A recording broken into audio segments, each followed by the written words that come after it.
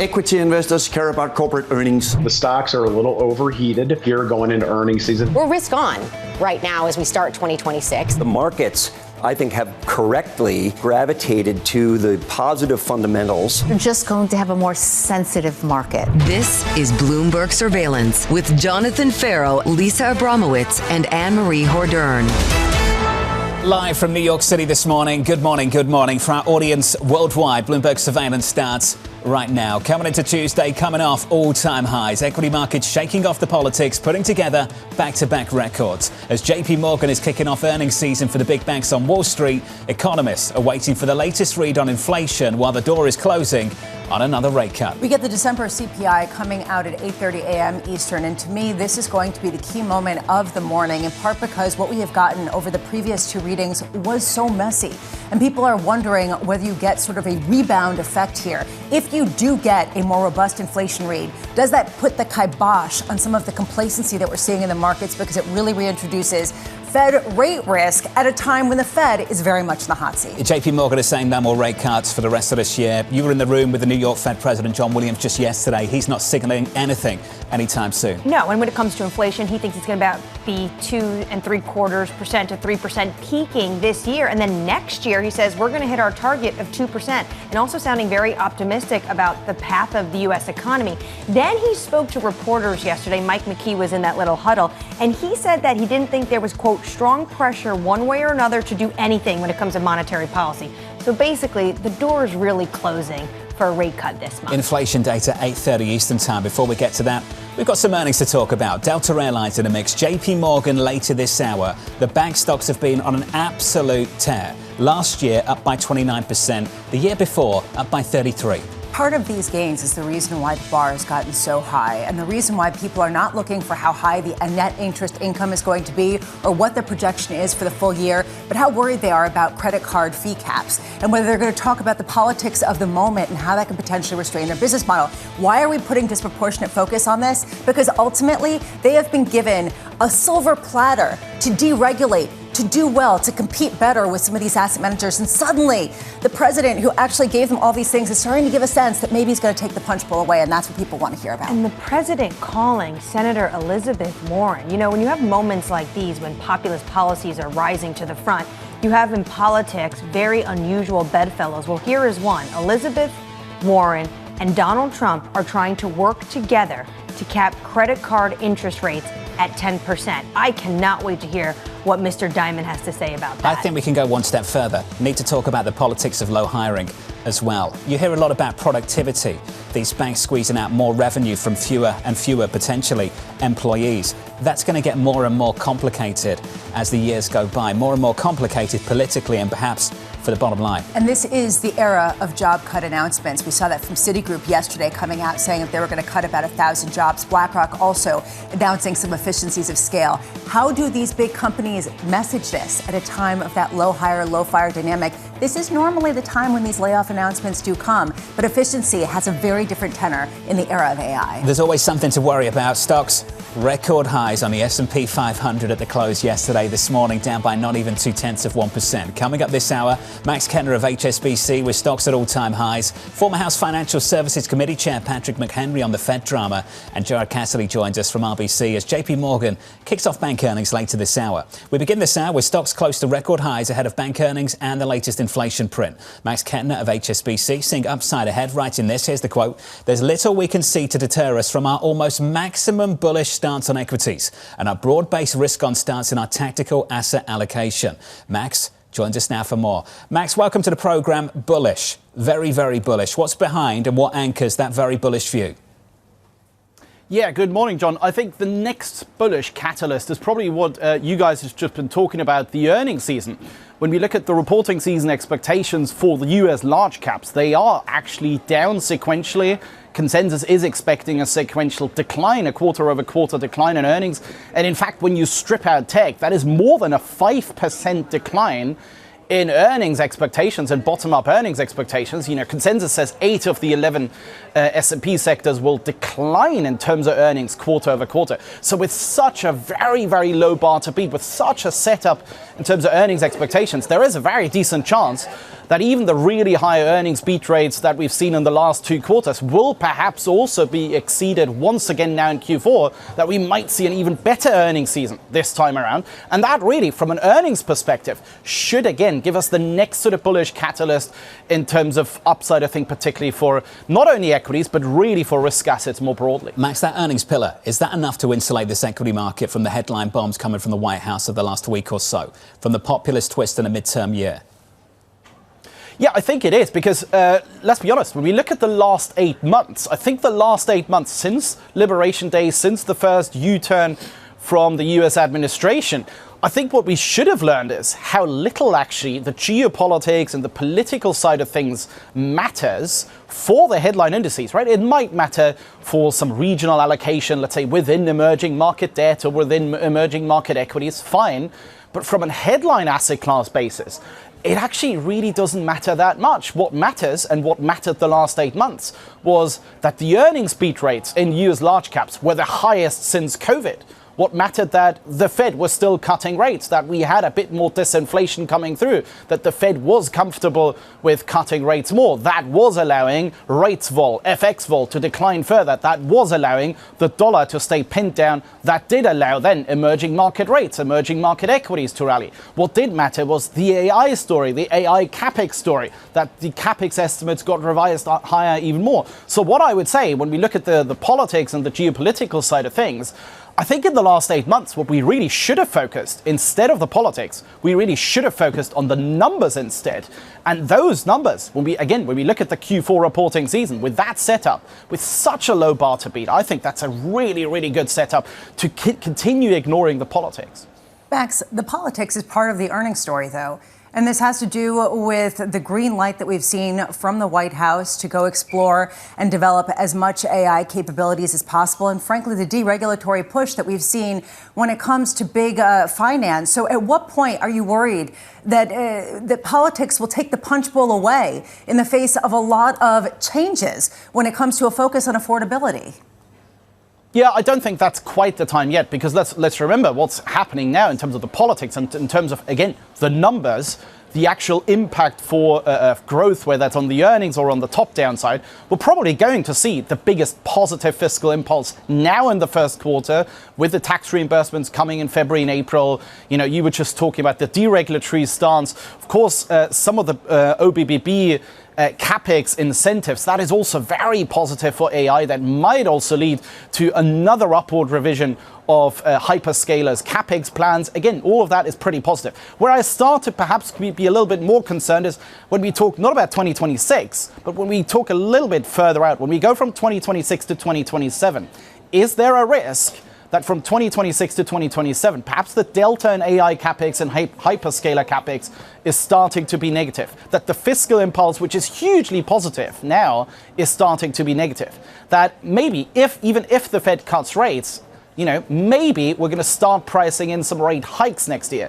So all the tailwinds, whether it's monetary, fiscal, whether it's on the capex side, all of these tailwinds, perhaps from 26 to 27, start to turn into headwinds. Now, are we going to price that now? No. Is that perhaps a second half story? Yeah. So around the summer, I think that's when we really genuinely need to be a bit more concerned from an earnings and from a growth perspective. But until then, it's full throttle risk on. Max, I'm having a hard time getting to the end of January, let alone 2027. So let's just talk about what happens at the end of January when we do get a Fed rate decision, and what could potentially happen as a result of some of the politicization that we've seen with the subpoena that the Fed chair received over the Eccles building and some of the renovations there. I'm just wondering at what point it's a risk case for you with some of the Max bullishness if the Fed does not cut rates, or if the Fed only cuts once versus the 2 to 3 times currently priced into the market as a result of some of what we've seen over the past 36 hours. Yeah, I think that is the risk, right? The risk really is on the rate side. So the real earnings or growth slowdown risk is the 26 to 27 story. Until then, the bigger sort of tactical risk is what happens if Treasury yields start to rise too much, maybe the velocity of the increase is too strong, or the level is just too high for equities and really for risk asset valuations to stomach that overall. Now, is that already an issue right now? No, but the higher, obviously, the more we go higher in the long end, the more we don't push out rate cuts like we're doing right now. We sort of pushed them out from January to April. We're now pushing them towards the second half of the year. As long as there's 1.5, 2 cuts in the price over the next 6 to 12 months, that's totally fine.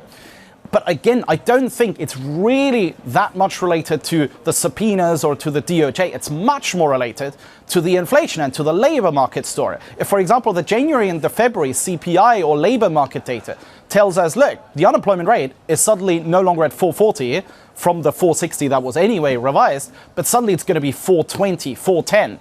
And maybe we get 1 or 2 inflation prints that are hotter, then suddenly even the long end moves higher, and that is then brings us a bit of a whiff of 2022, where really the only hedges is long dollar, a bit of short dated credit, maybe value over growth in equities, but it's really an environment where then all asset classes suffer from higher rate expectations. Is that something for the next 4 weeks? No, because for this week for the CPI, all the nowcasts actually do point more to a bit of a softer print. So it's not an issue, I think, for until the end of January. It's probably only in a month and a half, perhaps only towards March. Max, though, if the investigation gets more aggressive into Jerome Powell, Standard Chartered had this to say this morning: buy on the subpoena, sell on the indictment. Is that how you would view financial markets? Not at all, to be honest. I sort of ignore it because for me, yeah, it's a bit of a risk for the very long end, but to me, it's not really the big one. Again, what we really should have learned, even last week, we started the year with Venezuela, we then had Iran, we had all these geopolitical concerns. Now we wake up on Monday.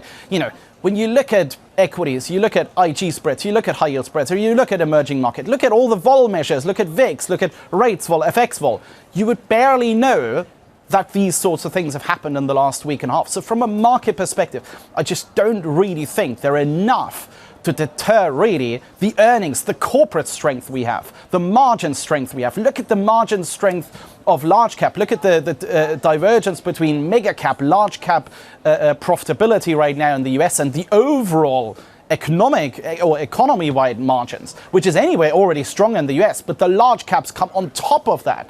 None of those things that we've been just talking about are really going to impact that meaningfully. Max Kettner of HSBC out of London this morning. Max, appreciate your time as always. We're talking about the impressive stability of the US bond market. We should stress the US bond market, which is notable against the backdrop of what's happening elsewhere, not just the drama in Washington, but developments in Japan.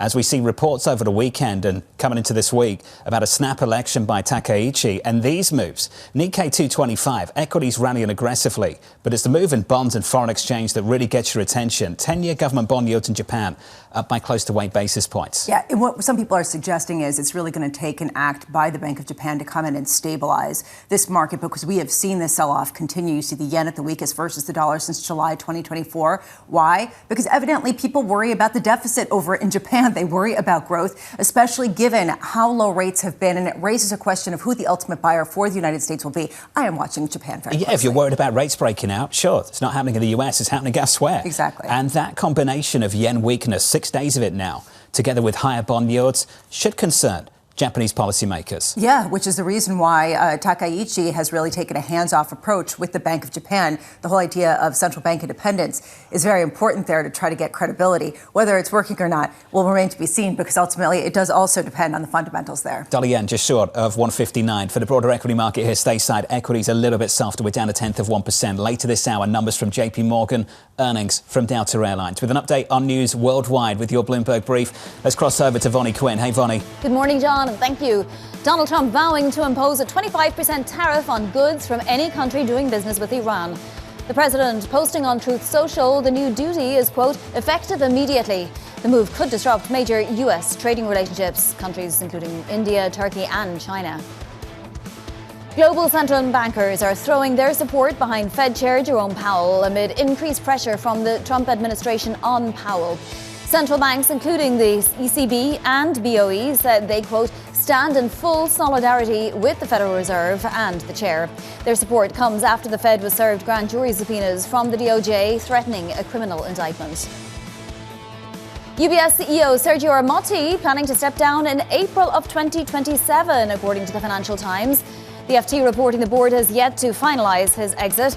Armaty had said in 2024 he planned to stay at the helm of the bank until it completed the integration of Credit Suisse, which could be done by the end of this year or early next year. And that is your Bloomberg Brief. John. Vonnie, thank you. Thanks for the update. More from Vonnie later this hour. Up next, investigating the Fed chair. The president's made it quite clear as Jerome Powell is bad at his job. As for whether or not Jerome Powell is a criminal, that's an answer the Department of Justice is going to have to find out. In just a moment, we'll catch up with the former House Financial Services Committee Chair, Patrick McHenry. Live from New York City this morning. Good morning.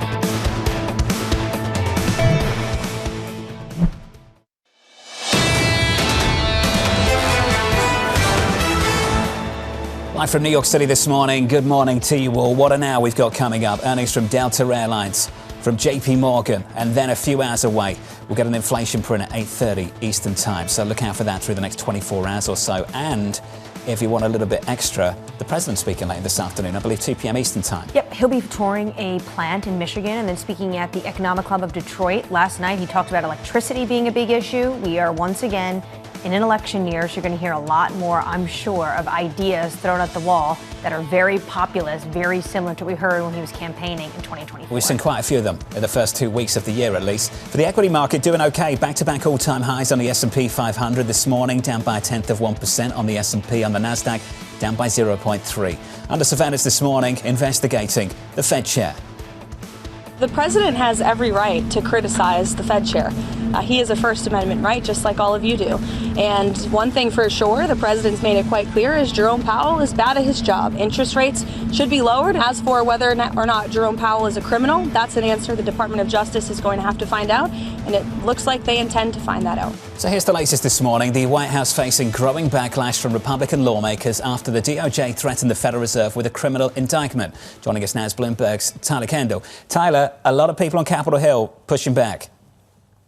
Right, exactly, John, and good morning. There is this growing list of Republicans seemingly coming to Fed Chair Jerome Powell's defense. Yesterday, we spoke about one key one. That's retiring Senator Thom Tillis of North Carolina, who sits on the Senate Banking Committee and is threatening to block any of President Trump's Federal Reserve nominees. And he really could. Republicans only have a 13-11 majority on the panel, which means that he could stall any nomination from getting to the full floor. Then we got some perhaps more measured responses from two other Republicans on Senate Banking. That includes Dave McCormick of Pennsylvania, Kevin Cramer of North Dakota, both of whom said that they do not think that Powell committed a crime. The House Financial Services Chair, French Hill, who you see there, said that he thought that this was an unnecessary distraction. Now, those are the two committees we watch because they have the primary oversight of the Fed. But we did hear from some other lawmakers as well, including Senate Majority Leader John Thune, who said that he hopes that this process is wrapped up quickly and nodded to the fact that it could slow the nomination process.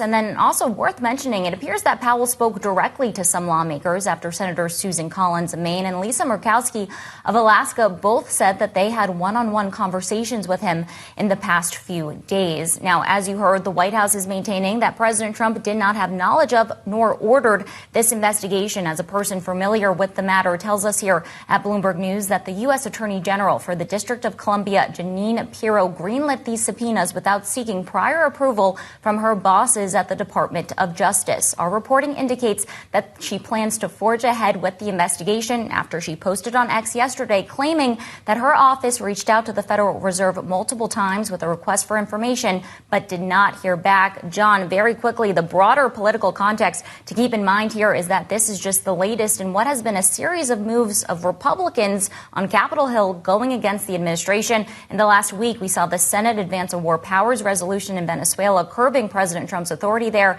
and the House advanced a plan to extend the Affordable Care Act premium subsidies that have expired and the White House didn't want to see. Tyler Kendall down in Washington. Tyler, thank you. More from Tyler in the next hour. This from Axios in the last 24 hours on Treasury Secretary Scott Bessent. Here's the quote.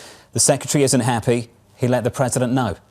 This is something that people keep talking about. His concern was that it was going to royal markets. It would be counterproductive and that it would actually make it more difficult for them to nominate someone who would be more Trump friendly to the Federal Reserve, which seems to be exactly what is happening. Joining us now is Patrick McHenry, the former chair of the House Financial Services Committee. Patrick, welcome to the programme. This pursuit of the Federal Reserve, does it introduce some financial stability risk? Clearly. And this is the reason why your reporting, we just heard about Secretary Bessent telling the president directly his displeasure. Look, the substance of the question here is whether or not the chair of the Federal Reserve lied before Congress. And what I would tell you is, having experienced multiple dozens of testimonies by various Fed chairs, the Fed chair coming to Congress is the most briefed person that appears before Congress, period. The briefing book is really the question here, not the Fed chair. Was the briefing book appropriately written to answer members of Congress questions about the building project? I believe it was, and the amount of discipline the Fed puts into ensuring they have an accurate briefing book for the Fed chair, for any Fed chair. And I think that's the missing nuance of this story. But there is no nuance here. The president's flooding the zone on economic issues to open the year. We're going to see a whole lot more of this in the coming weeks, but he's coming out guns a-blazing with both progressive, populist, and conservative and market-shaking ideas all in 1 week. Patrick, you spent a ton of time with the Fed chair. Actually, he has a ton of political capital on the Capitol. He spent a lot of time with Republicans and Democrats. Do you think that that's what we're seeing played out right now? All those meetings he has taken, all the political capital he put into going into meeting senators and meeting House members. When you hear Senator like Kennedy saying, we need this like we need a hole in the head, it sounds like they are upset with what the DOJ is doing. Yes, and that is exactly what you're saying. This is why we got to listen and watch Bloomberg, because this is the type of nuance you need to understand. The Fed chair puts an enormous amount of time each week into ensuring his relationships around Washington, D.C. I'm the beneficiary of that with the last 4 Fed chairs in my service in Congress. And it means that if there's a jump ball, you give them the benefit of the doubt because you have a relationship with them and you know them. That's the goal. It doesn't always work. The outreach doesn't always work. It doesn't mean you have a good relationship. But at the very least, the Fed chair and all Fed chairs have put a lot of effort into ensuring they have relationships on the Hill, that they have political capital in the tank, so that when times get sideways or bad, they will defend you or be helpful to you. And this is a moment where you see that Jay Powell's put an enormous amount of equity that he's built up on the Hill on both the House and Senate side, both with Republicans and Democrats. Some market participants say that because of what is going on, he's going to stay on the Federal Reserve in his governor seat till 2028. If he were to do that, do you think Republicans will actually view that move as him being basically not withholding up to the independence of the Fed, because it's very non-traditional for a Fed chair to do so? Well, it's a term of office, number one, and number two, a tradition that former chairs roll off the Fed board. It's a good practice for former Fed chairs to roll off the board. It allows their successor the time and runway to get up to speed. But in this case, these are I would say at this phase threats to counterbalance the president and the Department of Justice's threats here. And that shows that Jay Powell is not powerless in this situation. The Federal Reserve is not powerless in this situation. That's one element of it. The other element of it is that is clearly saying to the White House, think of your nominees. Think of your nominees that have to go before Capitol Hill in this context. And I think this means that the president's first nominee to be chair of the Federal Reserve is going to have one heck of a time dealing with members of Congress, given this context of DOJ intervention. Patrick, it's good to see you. Thanks for making time for us. Patrick McHenry there, the former House Financial Services Committee chair on the Federal Reserve, and a decent argument that if the Federal Reserve is going to lower interest rates, the president's making it harder, not easier. That's what you saw, at least in initial markets, until you had all the commentary saying from all of the other Republicans, maybe not, which is what the market's responding to right now. Up next, Gerard Cassidy of RBC Capital Markets. JP Morgan earnings later this hour.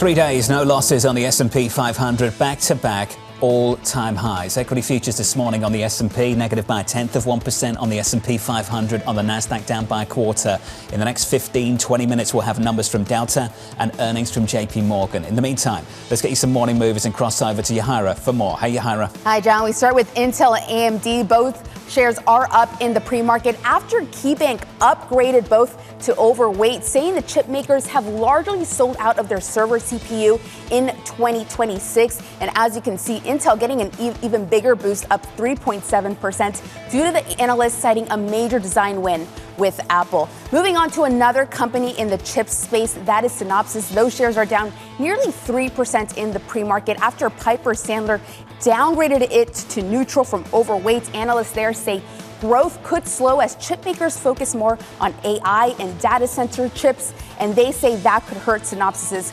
consumer chip design business. And we end on defense with L3 Harris shares rocking higher, up nearly 10% in the pre-market, because just moments ago, the Department of Defense announced that it is investing $1 billion in its missile solutions unit. The funding will help expand production for critical missile programs, including the Tomahawk. This is, of course, part of a bigger effort by this administration to ramp up these companies' production capabilities. John? Yahira, thank you. Thanks for the update. On our radar this morning, earnings season begins as Delta Airlines. Here's the outlook from them. They see 26 adjusted EPS in a range of 650 to 750. The estimate's 720. The CEO, Ed Bastian, saying 2026 is off to a strong start, with top-line growth accelerating on consumer and, Lisa, corporate demand. Yeah, corporate demand really surging over in the fourth quarter in particular. Also international showing sequential improvement, seeing sort of year-over-year growth driven by that transatlantic area. What's interesting to me, aside from the fact that they took a hit from the fourth quarter, given the government shutdown of about $200 million that had been previously announced, is how hard and how much they have seen the increase in their card business. You saw an 11% growth in their American Express linked card payments through remuneration from that, which raises a question of how much some of these airlines are increasingly relying on some of these additional streams of business, whether it's the credit card business, whether it's their Uber partnership, and they keep talking about their diversified streams of revenue. That is what I'm really curious about, given some of the multifaceted attacks we have seen on some of those revenues. It seems like the airlines can't catch a break. If it isn't the government shutdown, it's, attacks on credit card revenues. We've said a few times it is the Delta Airlines economy. OK, half the country thinks it's Group 1. The other half can't afford to get in the main cabin. This quote from Ed Bastian, effectively, none of our growth in seats will be in the main cabin. They virtually all will be in the premium sector. And you've seen this with respect to also an announcement of more deliveries for aircraft, given the fact that there is now a new emphasis on expanding the front of the cabin. We've seen this from every single airline. If you want to make money, you need to cater to the upper class. You need to cater to the higher paying customer. You see that even from the likes of JetBlue. You see that from American Airlines. You see that increasingly from United. With Delta, that is the entirety of their revenue increases, which just really raises the question, how much is this really the Delta economy? Or is this really increasingly representative of the upper echelons? It's why we're looking forward to this interview tomorrow. Do not miss this conversation, 8:15 Eastern Time tomorrow. Lisa's going to be sitting down with Ed Bastian, the Delta Airlines CEO, to talk through some of these major issues. Yeah, and I really am curious about the main cabin versus the front of the cabin, how much that is something that is going to stick in perpetuity. In other words, how much are they planning these new aircraft designed around that? I also am curious about the credit card side, right? How much can you expand into these other streams of revenue? How much will it ultimately become Delta, the credit card company, versus Delta, the airline? Delta in the pre-market negative at the moment by about 4%. That's the latest on Delta Airlines and their earnings. Elsewhere, the U.S. Attorney Janine Pirro reportedly subpoenaing the Federal Reserve without seeking approval from the DOJ. Sources telling us here at Bloomberg that Pirro won't back down from an investigation into Fed Chair Jay Powell. Elsewhere, the president imposing a 25% tariff on goods from countries, quote, doing business with Iran. The move sparking concerns about disrupting the US-China trade agreement and casting doubt over the president's plans for an April visit to Beijing. So there's a number of countries that this would impact: China, UAE, Turkey, Iraq, the European Union, and we need more details. Is this on top of the trade agreements and the levies already set between these countries and the President of the United States? Does this include things like medical facilities and food? What kind of tariff imports could we see on what kind of materials? And on top of that, tomorrow we're going to get a Supreme Court decision on IEEPA. Does the president even have the authority to do this? Will be up for question in 24 hours. Yeah, it does raise questions, though, about the U.S. relationship with both India and China, right? I mean, ultimately, there are already tariffs that could supersede the 25% additional if this isn't necessarily in addition. That said, a real question of whether this just heightens the conflict between the U.S. and China in a way that some people were looking to fade into the background for the remainder of 2026. Isn't it nice just to turn down the volume on the politics just for a moment and focus on some earnings? Can you tell how happy that makes me? I can tell it's making you very, very happy. It's actually something we can dig into. I'm a little bit bored. Just kidding. You'll be happier in about 10 minutes' time when we get numbers from JP Morgan. Set to report results in just a few minutes' time. Tracking that for us this morning, Danny Berger. Good morning, Danny. Good morning, John. JP Morgan, they have a lot to prove.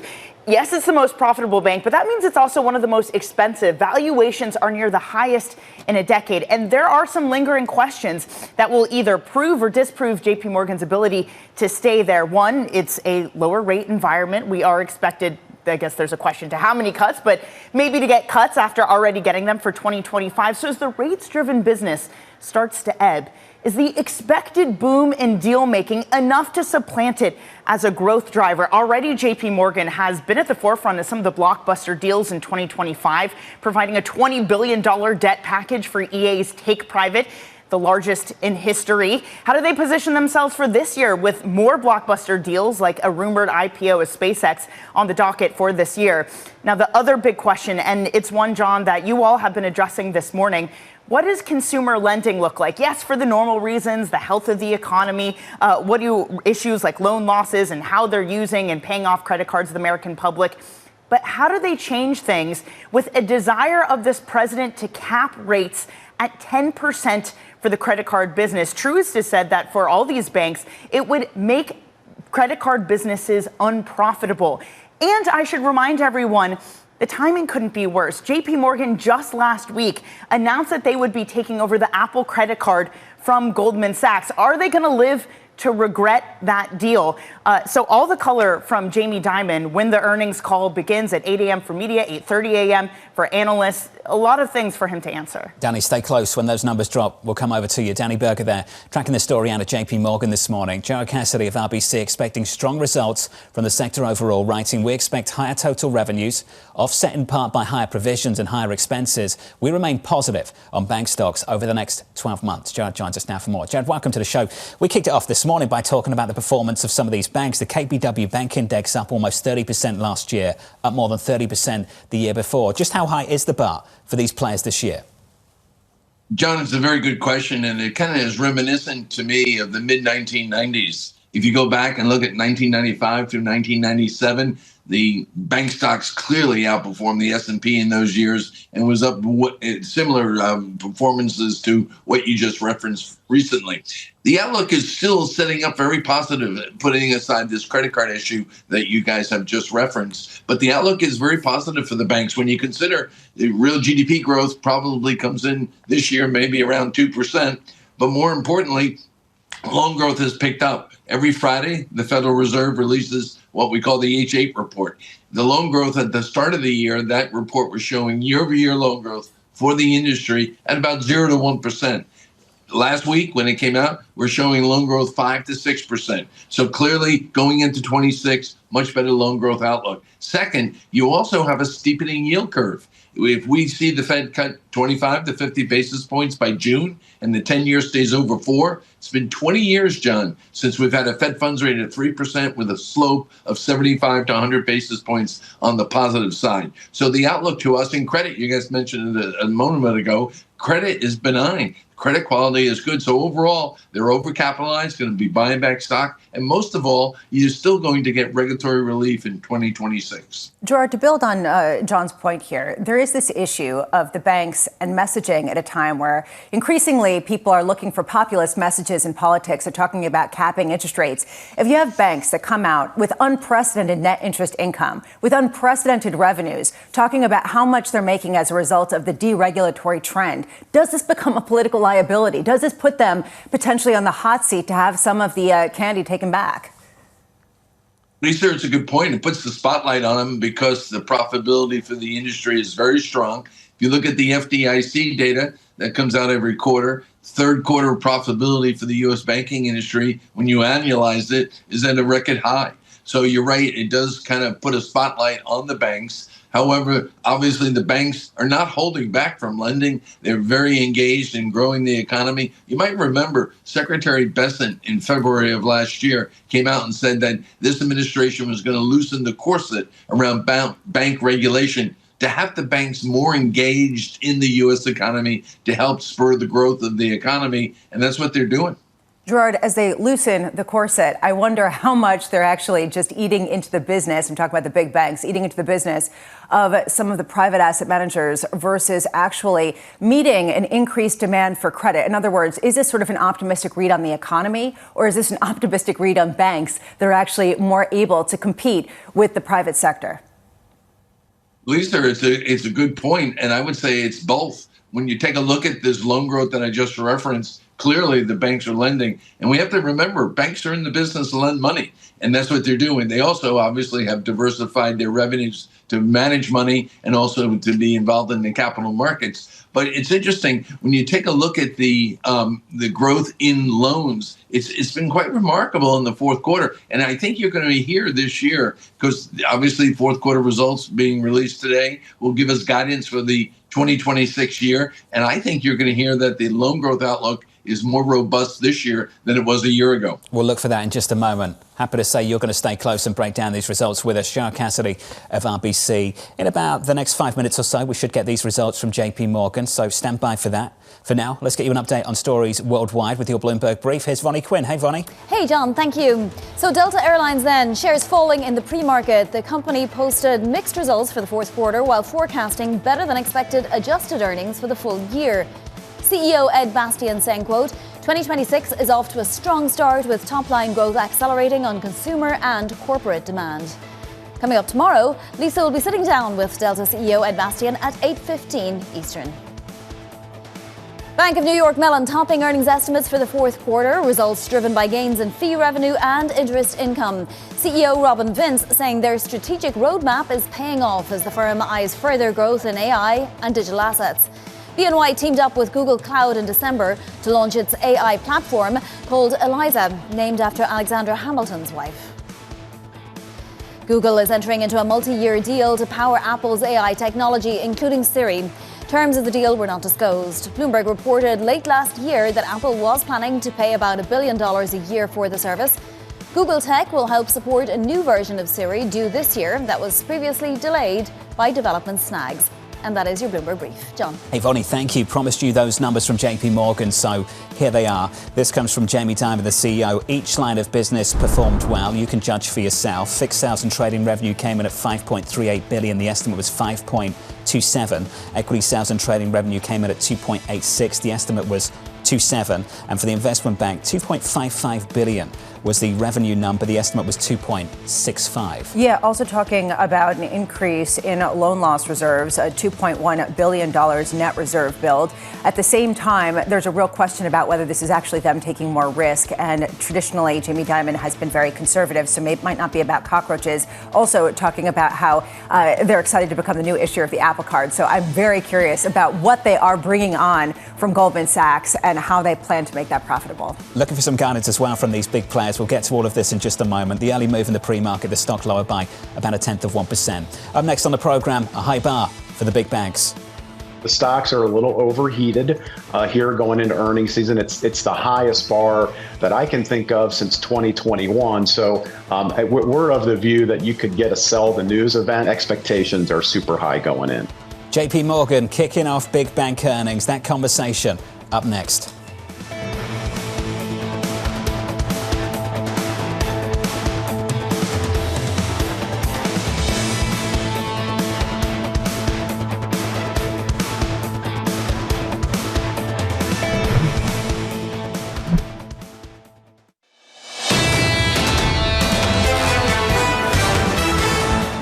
Live from New York City, welcome to the program. Lots to talk about. Earnings in focus. Futures just a little bit softer on the S&P 500. Under surveillance this morning. A high bar for the big banks. This administration has actually been fairly bank friendly.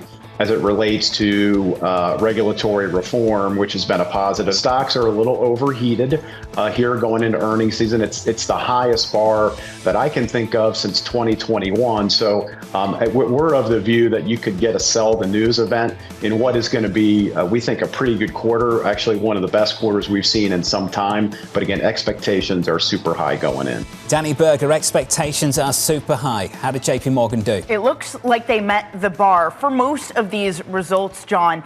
They're $45.8 billion of reported revenue for the quarter. And it's really the trading that stands out as the star of these results. Just looking at the numbers, $2.86 billion for equities in the quarter, $5.38 billion for FICC in the quarter. That is the best fourth quarter ever for JP Morgan. Again, just going off of fourth quarters, which tend to be a interesting quarter given the end of the year and how people are positioning. So that's a positive result. I would point out that their investment banking revenue for the quarter comes in a little bit lighter at $2.55 billion. That's about an 8.4% growth in investment banking fees, which is also slightly down on the year. I'll be interested to see how JP Morgan addresses that and why, again, not hugely off, but a little bit weaker considering the expected deal boom that they themselves have been portraying. Now, Jamie Dimon's comments on this release are also interesting themselves. He multiple times in this release says that they're excited to become the owner of the Apple credit card. He's going to have a lot of questions when it comes to credit on this. And his overall comments on this economy, saying it remains resilient. Labor markets have softened, but conditions don't appear to be worse. He goes on to say, though, as usual, we remain vigilant, and markets seem to underappreciate the potential hazards, including from complex geopolitical conditions and the risk of sticky inflation and elevated asset prices, John. There's always something to worry about. The stock is up by 2%. Sometimes you just drain the drama and focus on a couple of simple things. The economy is resilient, consumers are spending, and businesses remain healthy. And you see that in the numbers because ultimately even the loan loss reserves are coming in below what people had expected them to come in. Given the fact that they're still seeing a pretty positive look going forward, I'm very curious to see what the full year forecast is. More interesting.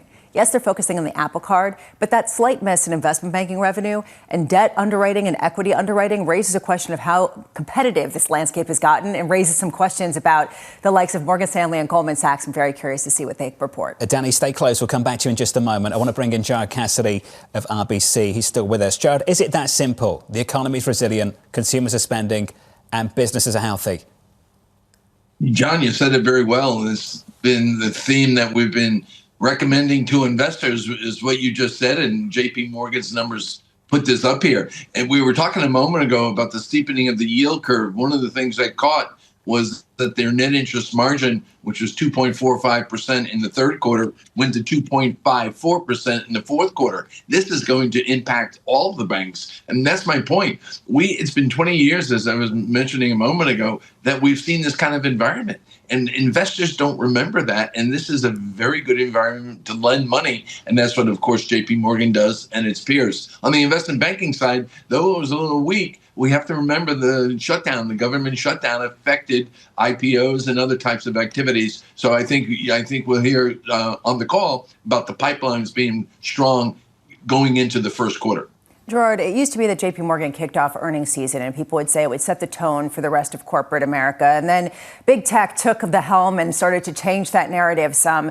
Based on what we're seeing right now, do you think that this truly is representative of the broader U.S. economy in a new kind of way? Talking about the ongoing strength, the fact that the labor market hasn't weakened more, that according to Jamie Dimon, and the fact that they're expanding some of their loans.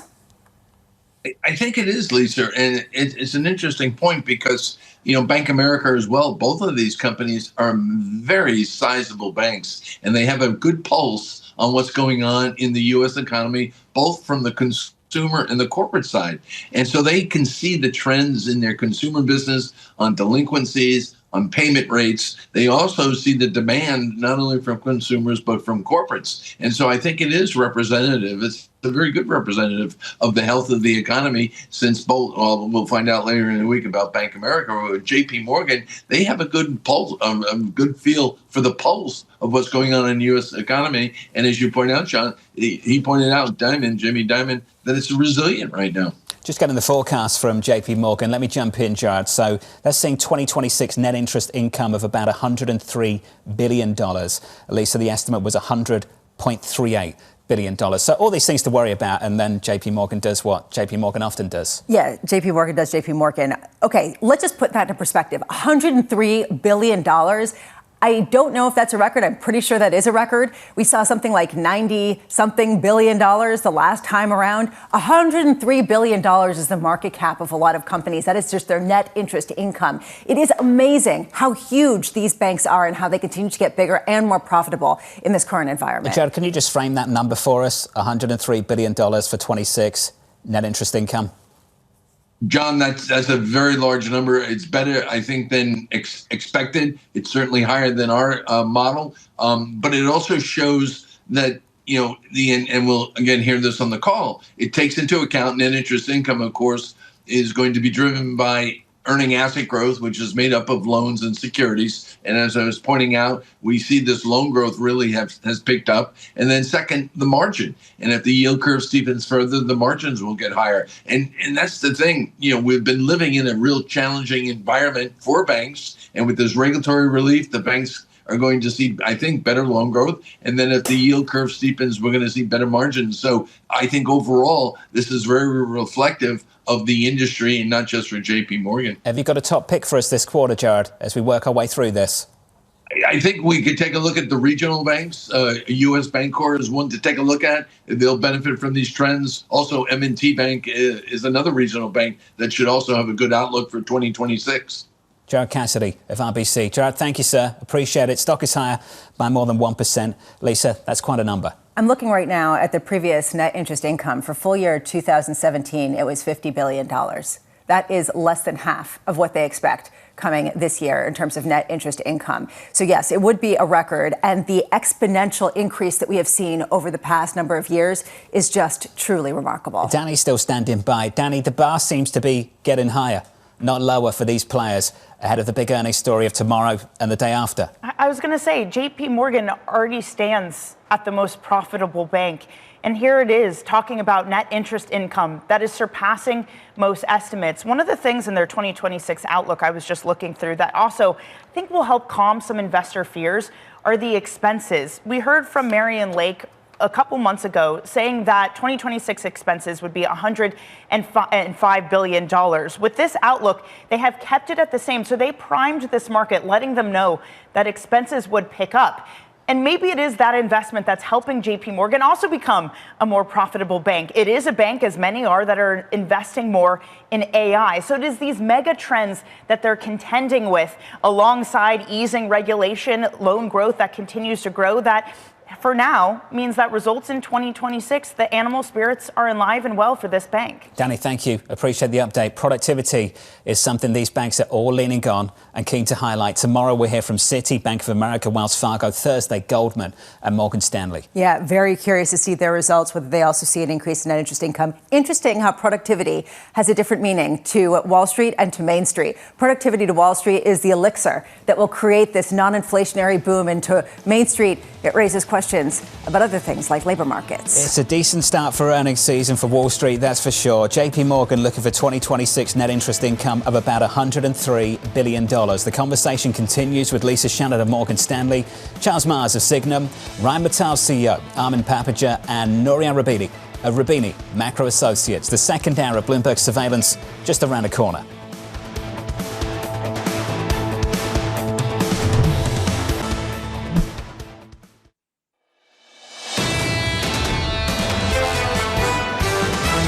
It's still very clear that the economy is actually still in decent shape. There really is a good economic setup. Inflation expectations have remained very benign. We're likely to see an environment where inflation picks up. You can make tactical trades, but ultimately the U.S. is the most dynamic economy. This is Bloomberg Surveillance with Jonathan Ferro, Lisa Abramowicz, and Annmarie Hordern. Live from New York City this morning. Good morning, good morning. For our audience worldwide, the second hour of Bloomberg Surveillance starts right now, and your scores look like this. Back-to-back all-time highs on the S&P 500. This morning, at least, just a little bit softer, but no drama. Down 0.1% on the S&P. On the Nasdaq, down by a quarter. Later this morning, 8:30 Eastern Time, inflation data in focus. CPI in America. Tomorrow, more bank earnings again on Thursday. 15 minutes ago, JP Morgan kicking things off with some big numbers. That stock higher by about 1/3 of 1%. Yeah, the net interest income really casting some real questions around anyone who doubts the prominence of this bank and, frankly, the banking sector. $103 billion. That is up from $50 billion back in 2017 of net interest income. The expectation was $100.3 billion. What they guided toward was $96 billion. In other words, they totally sandbagged the market as per usual. But they came out with such a big number that really people are wondering what can stop this behemoth and really is fueling the whole banking trade. One thing that could potentially stop this is Jamie Dimon, although he sounds very optimistic talking about the U.S. economy remaining resilient, consumers continuing to spend, these conditions could persist. You have fiscal stimulus he's talking about. He says, however, we remain vigilant and markets seem to underappreciate the potential hazards. He always has to throw a little bit of caution in the mix, even though these numbers are gangbuster. Stock is up by almost 33% over the last year or so. It's up a third of 1% this morning. The bar is higher. Bank stocks have had a massive run, and there is always something to worry about. I understand that. This time, I think we're all worrying about the K in a much more material way. Why? Because politicians are looking to act and do something about it, and it's the political risk for 2026, 27 and 28 that really comes onto people's horizon now. When you hear these banks say things are great, who are we really talking about? Look at the numbers from Delta 30 minutes ago. Delta's telling you that all of the growth is going to come from the premium part of the cabin, and none of it's going to come from the main cabin. Why? Because they're the people struggling right now. We have been asking repeatedly, when does the K-shaped economy start to stymie some of what we're seeing in terms of earnings expectations and market momentum? It could come in this political cycle. People are talking about 2027, 2028, but you're seeing this in something like capping credit card fees at 10% that goes to some very tangible proposals that are getting bipartisan support and raises questions about whether the hand that giveth can take away, given how much the regulatory backdrop has fueled these shares. And I wonder if this morning they're thinking about a little bit differently the 10.4 million new credit card accounts they're talking about, given the fact that not only is the President of the United States calling for an interest rate cap, he says by January 20th, though there's no law yet, he's actually having phone conversations with individuals who certainly do not like Jamie Dimon, like Elizabeth Warren, to talk about that. Last night he's talking about Senator Roger Marshall. This bill has been floating for years. This is due to competition for swipe fees. The pressure is going to mount on these banks, especially given how high these numbers And Delta, of course, is a credit card company with wings, and Lisa's going to be catching up with Ed Bastian tomorrow at 8:15 Eastern Time, and I imagine that conversation is going to come up. Well, certainly, given the fact that they saw an 11% gain in terms of the earnings stemming from their American Express card. I can't get that image out of my head, a credit card with wings. I know, I loved that. I'm just thinking, it's sort of like, it kind of reminds me of like Arabian Nights. You should be doing their marketing. That was brilliant. Okay, you tell Ed Bastian tomorrow.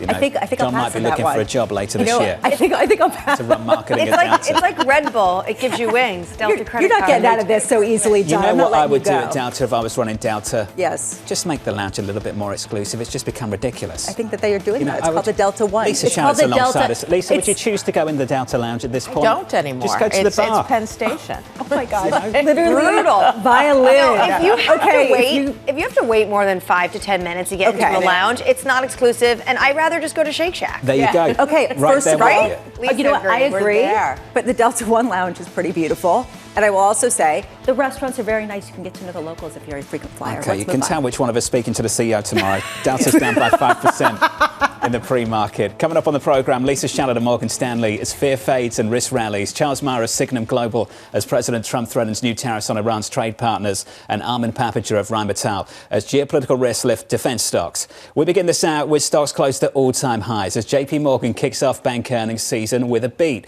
Lisa Shalett, the CIO of Morgan Stanley Wealth Management, says a widening trend for markets, writing the consensus is firmly anchored to economic broadening themes. Churn below the surface presents opportunities for outperformance. Lisa joins us now for more. Lisa, good morning. Good to see you. Good morning. A proper welcome. Let's talk about that anchor. What is the anchor for you for 26?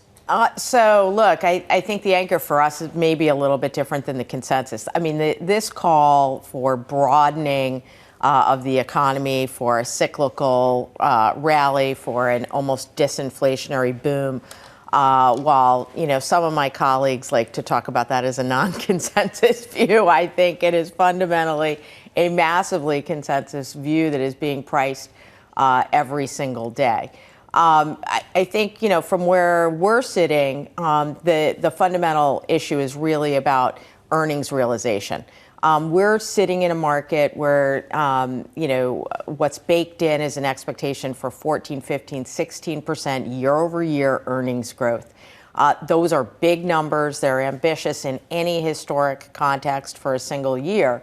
And to the extent that the Mag 7, which are, as much as, 30, 35% of the market cap of the market, are going to have just mathematically decelerating rates of growth, it puts the burden on everybody else to really, deliver.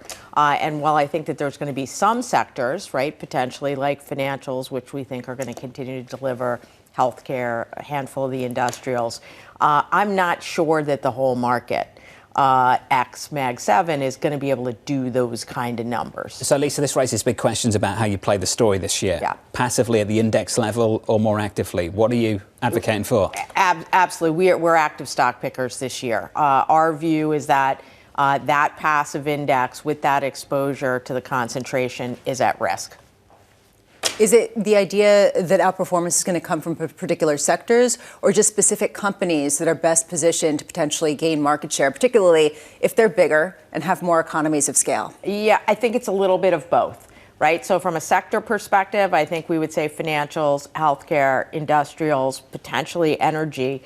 And then below the surface, say in some of the consumer, certainly in some of tech, and some of communication services, we want to be stock pickers. At this point, do you think that this is the environment simply because there isn't one big, easy to identify macro trend? That we're in this sort of low fire, low higher churn. It's unclear exactly what direction the Fed is going to be going in. If they cut rates once or three times, it won't make that big of a difference. Is that ultimately the reason why this is truly an active stock pickers market? Yes, and I think that, as I said, because there's so much pressure on earnings realization and the expectations are so high, you've got to be able to execute. And so one of our hypotheses is that, and it's why we don't like the small cap trade that has been working here, is we fundamentally believe that you need skill, you need scale, you need pricing power in this market to achieve these kinds of earnings growth numbers. And our best guess is, well, some of these small caps, there may be a good story about broadening and a good story about easier financial conditions and lower interest rates. I'm not sure these companies have the goods, have the skills to actually get it done, especially when so much of the story is on, Gen AI implementation. Is it hard to pick stocks in this environment as an election year when you have the president calling out specific sectors sometimes about whether or not they should have dividends or buybacks? Electricity companies might become more in focus. So the answer is obviously yes. I mean, I think what has continued to flummox us, just flat out, is that the market doesn't believe that there's genuine policy risk, right? If you look at risk premiums in this market, they're extraordinarily narrow. People are not really, the bond market has started to price a term premium vis-a-vis the last 10 or 15 years, but it's still half of history, right? And look how expensive equities are, right? So there's not a real risk premium around policy. I think that there continues to be this belief, and especially among the donor class, many of whom are investors, that ultimately they will control him, and they will control Washington. And just as you saw, over the weekend, in any other chapter in my personal career, if we had gotten a headline over the weekend that the chair of the Federal Reserve was going to be issued a criminal subpoena, I think the market would have been opened down 1,000. Do you think that's complacency, though, or just faith in guardrails? Annmarie yesterday called it the Tillis put. Is it complacency or just faith in the guardrails? I guess it's faith in the guardrails. I'm not gonna pick apart your words, but ultimately, I think you're welcome to if you want. Yeah, no problem at all. Look, I think ultimately it's this idea that the investor class fundamentally believes that they have access to the debate and the dialogue in Washington and can ultimately put the brakes on. That's what Liberation Day proved. It literally emboldened. Remember what happened after Liberation Day. The markets rallied over 6 months, 40% from April 9th. That is a market that is confident. We got their number. We know which phone calls to make when something happens that we don't like. It could be interpreted a slightly different way. Yes. It could be interpreted that this is an administration that wants to see the stock market go up, wants to see bond yields go down, and has the levers to pull to actually execute that. How much do you see this really being expressed in the rest of the world, continuing to outperform the United States, which it was last year, and potentially could continue this year, according to consensus? Yeah, so this is where I think, probably our view is most aligned with consensus, that the rest of world trade and even emerging markets are going to continue to outperform. For exactly those reasons, that there's almost, this positive halo effect, but it's not priced, right? So the U.S. is fully priced on the halo effect that, hey, we've got guardrails, we've got control of this thing. Rest of world has not been valued in that way. So for us, there's a catch-up trade because the whole rest of world is moving in tandem. I'm pleased you brought up last April. It was just absolutely terrible. And it was so hard to think about what could go right, which made it easier to beat expectations. And you come into this year, and listening to Lisa, it's easy to think about what could go right this year, which I think it makes it harder to beat expectations. The idea of how high is exactly. the bar? Well, and it raises a question of what kind of potential risk premium there is baked into earnings this year, given the fact that the bar is so high. Lisa, you want a final word? Look, our final word is exactly that, Jonathan, that, our tagline for this year is, the pathway, the window for upside surprise is just narrowing, right? Every time you have, a company, beat and raise, that window for, how easy is it going to be to jump over the hurdle and get everyone, to go, oh my, at the tape, it gets harder and harder. Appreciate the acting. Very theatrical. Lisa, good to see you. Thank you. Lisa Shalett there of Morgan Stanley. Let's get you an update on stories worldwide this morning. Let's cross over to Vonnie Kwon for your Bloomberg Brief. Hey, Vonnie. Hey, John. Thank you. JP Morgan kicking off the big bank earnings, reporting adjusted revenue for the fourth quarter that met the average analyst estimate. The bank is expecting net interest income of about $103 billion for 2026. CEO Jamie Dimon saying the U.S. economy has remained resilient, and while labor markets have softened, conditions do not appear to be worsening. The case for the Fed holding rates steady is building. New York Fed President John Williams shared he believes interest rates are, quote, well positioned to stabilize the labor market and bring inflation back to the central bank's 2% goal. Williams going on to emphasize that Fed independence has paid, quote, huge dividends in terms of helping keep inflation in check.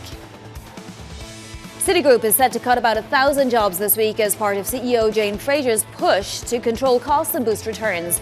Sources telling us here at Bloomberg the bank is making the cuts as part of a plan to eliminate 20,000 jobs this year. Citi set to report its full year results Wednesday. That is your Bloomberg Brief. John. Hey, Vonnie, thank you. Appreciate it. More from Vonnie in about 30 minutes' time. I'm next on the programme, ramping up the pressure on Iran. I think one thing President Trump is very good at is always keeping all of his options on the table. The president has shown he's unafraid to use military options if and when he deems necessary, and nobody knows that better than Iran. That conversation up next with Charles Mars of Signum Global from New York City this morning. Good morning.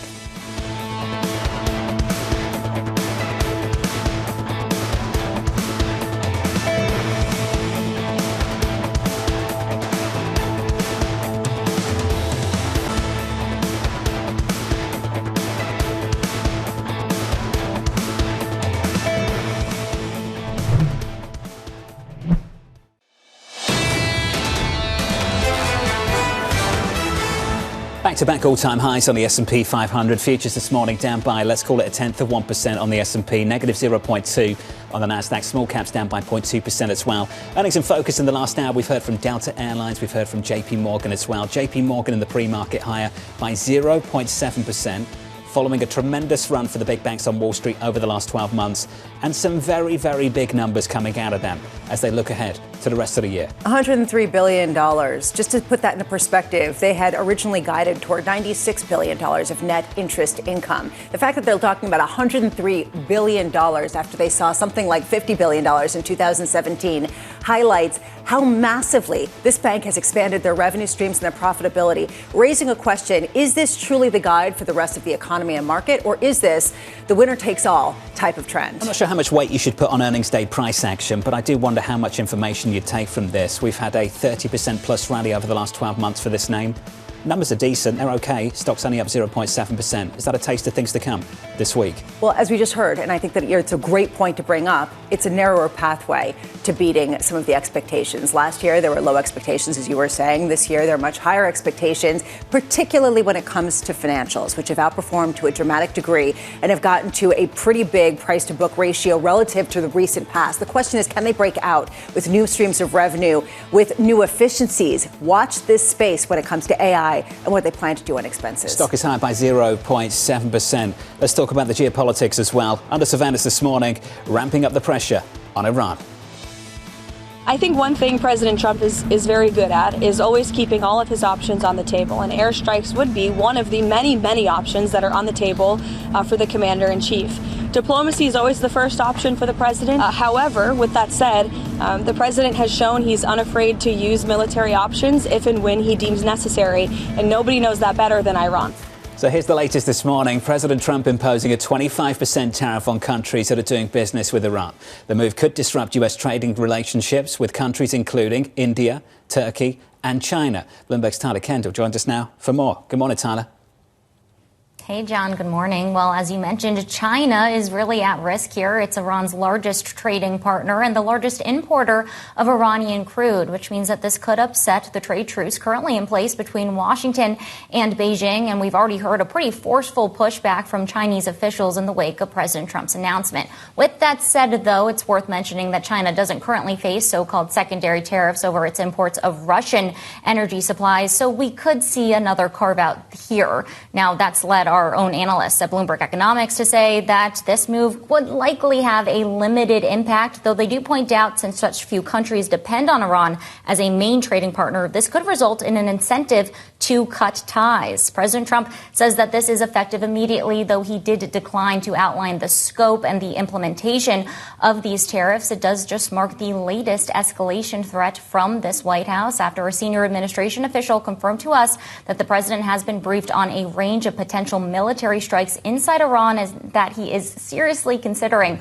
authorizing an attack inside the country after openly backing the protesters. Now, as you heard, the White House press secretary there, Caroline Leavitt, she confirmed that diplomacy is still on the table, and it's our understanding that Iran has reached out to the U.S. for a meeting potentially between Iran's foreign minister and special envoy Steve Witkoff. John, there is a lot of ways that this could go from here. I will quickly mention that we've heard from Iran against a potential for a U.S. strike. They say that American military assets in the region would be a legitimate target, though while severely crippled, Iran still does maintain its large missile arsenal. Tyler Kendall, it's difficult to keep up. Tyler, thank you. Remember 10 years ago when they took Maduro? You mean last week? You mean last week? Feels like a decade. It was like 2013. Joining us now is Charles Mars of Signum. You thought I tripped up then? No, yeah, of course not. I was Come like, on. what happened 10 years ago? Come on. He never trips up. Come on, sometimes. Not this morning. Charles joins us now for more. Charles, welcome to the programme. These secondary tariffs, do they have teeth or is it all bark? Yeah, I think a little more bark. The truth is that China violates Iranian sanctions anyway. They are the biggest importer of Iranian oil. They buy about 90% of Iran's oil. So I think, whether it's a carve out or they just ignore it, I think it has limited impact. What it does do is put more pressure on the regime in Iran to come to the table and try to negotiate a deal, which is what President Trump wants. He always prefers negotiation first. If not, then possibly a military strike. But at the moment, we're trying to get a diplomatic solution. But a diplomatic solution, Charles, would lead to what? Still the Ayatollah in power, the president of Iran in power? I have not seen any elites at the moment defect. Yeah, I think that, like in Venezuela, a lot of folks in the markets and a lot of people in the sort of geopolitical space want regime change. They talk about regime change. But I think what the President Trump would prefer is leadership change and reforms domestically, and then also a new nuclear deal with the United States. I think the possibility of regime change is still relatively low in Iran. Like with Venezuela, it was leadership change, not regime change. Charles, when it comes to Venezuela, are you still preparing that trip for a dozen of investors to go down to Caracas? Absolutely. We're going to take about 25 investors late March down to Caracas. Will be the first foreign investor trip. We think it's going to be about a $500 billion opportunity over the next 10 years, not only in oil and gas, but also in infrastructure, construction, mining, steel, ultimately tourism. But also part of the trip will be emerging market investors that own the defaulted Venezuelan sovereign bonds and Bevdesa bonds. So it's going to be a very interesting trip. We're very excited about it. And we were in Syria back in October. We were in Ukraine last year. This will be, again, the first big foreign investor trip to Venezuela. How does that work, Charles? Do you go in an armored car with U.S. troops that are accompanying you? I mean, what kind of security do you need for a trip like that? Yeah, I think like with Syria, we did contract with a private security company that did all of our security on the ground, including bodyguards, armored vans, et cetera. In Venezuela, the bigger risk is, kidnapping or violence from either the drug cartels or some of the other armed gangs. But I think that it's going to be, the domestic security situation is safer than it sounds, and we will take the necessary precautions. Charles, have you been in touch with the U.S. government regarding this trip? Yeah, we have. I've been in touch with the White House. We're going to do a call with the Department of Energy as well. They're very supportive, as you can imagine. The goal of the United States is now that we have removed Maduro, to ensure the success of Venezuela. The success of Venezuela hinges on economic success, and central to that is foreign investment. Again, everything we're doing is to try to help that process, and the administration is very supportive. But Delcy Rodriguez, her brother as well, they run the country. They are acolytes of Maduro. Do you see real change on the ground? I think we will see real change. The United States has been very clear that with, Maduro being removed and Delcy being elevated into the top position, that it will only work if she and her government cooperates with the United States now. And I know it's somewhat offensive to say the United States runs the country, but the truth is the White House is calling the shots in Venezuela. And we have an armada, literally the biggest military presence off the coast of Venezuela, really in modern history, to ensure that that happens. I think you'll see ongoing cooperation and progress domestically from the government of Venezuela. Charles, I've got 40 seconds left on the clock. For the companies that have gone into Venezuela before and been burnt, is this somehow different? Well, I think the difference now is the United States has a huge vested interest in the success of the country. I think there will be some government backstops to help ensure that companies do feel comfortable investing in the country.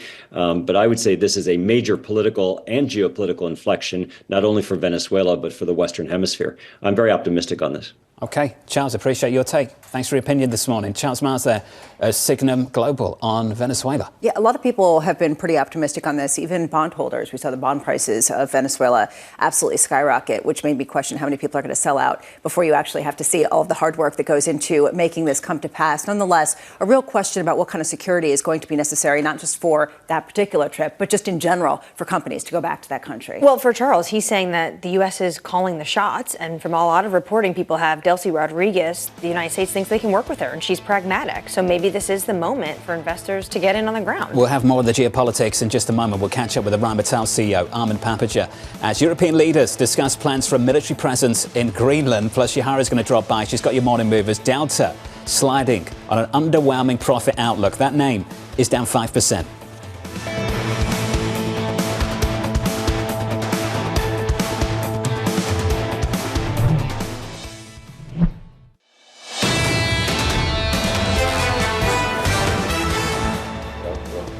Back-to-back record highs on the S&P 500. Equity futures this morning negative by just 0.1%. On the Nasdaq 100, we're down by, let's call it 0.15. In the bond market, it has been snoozy.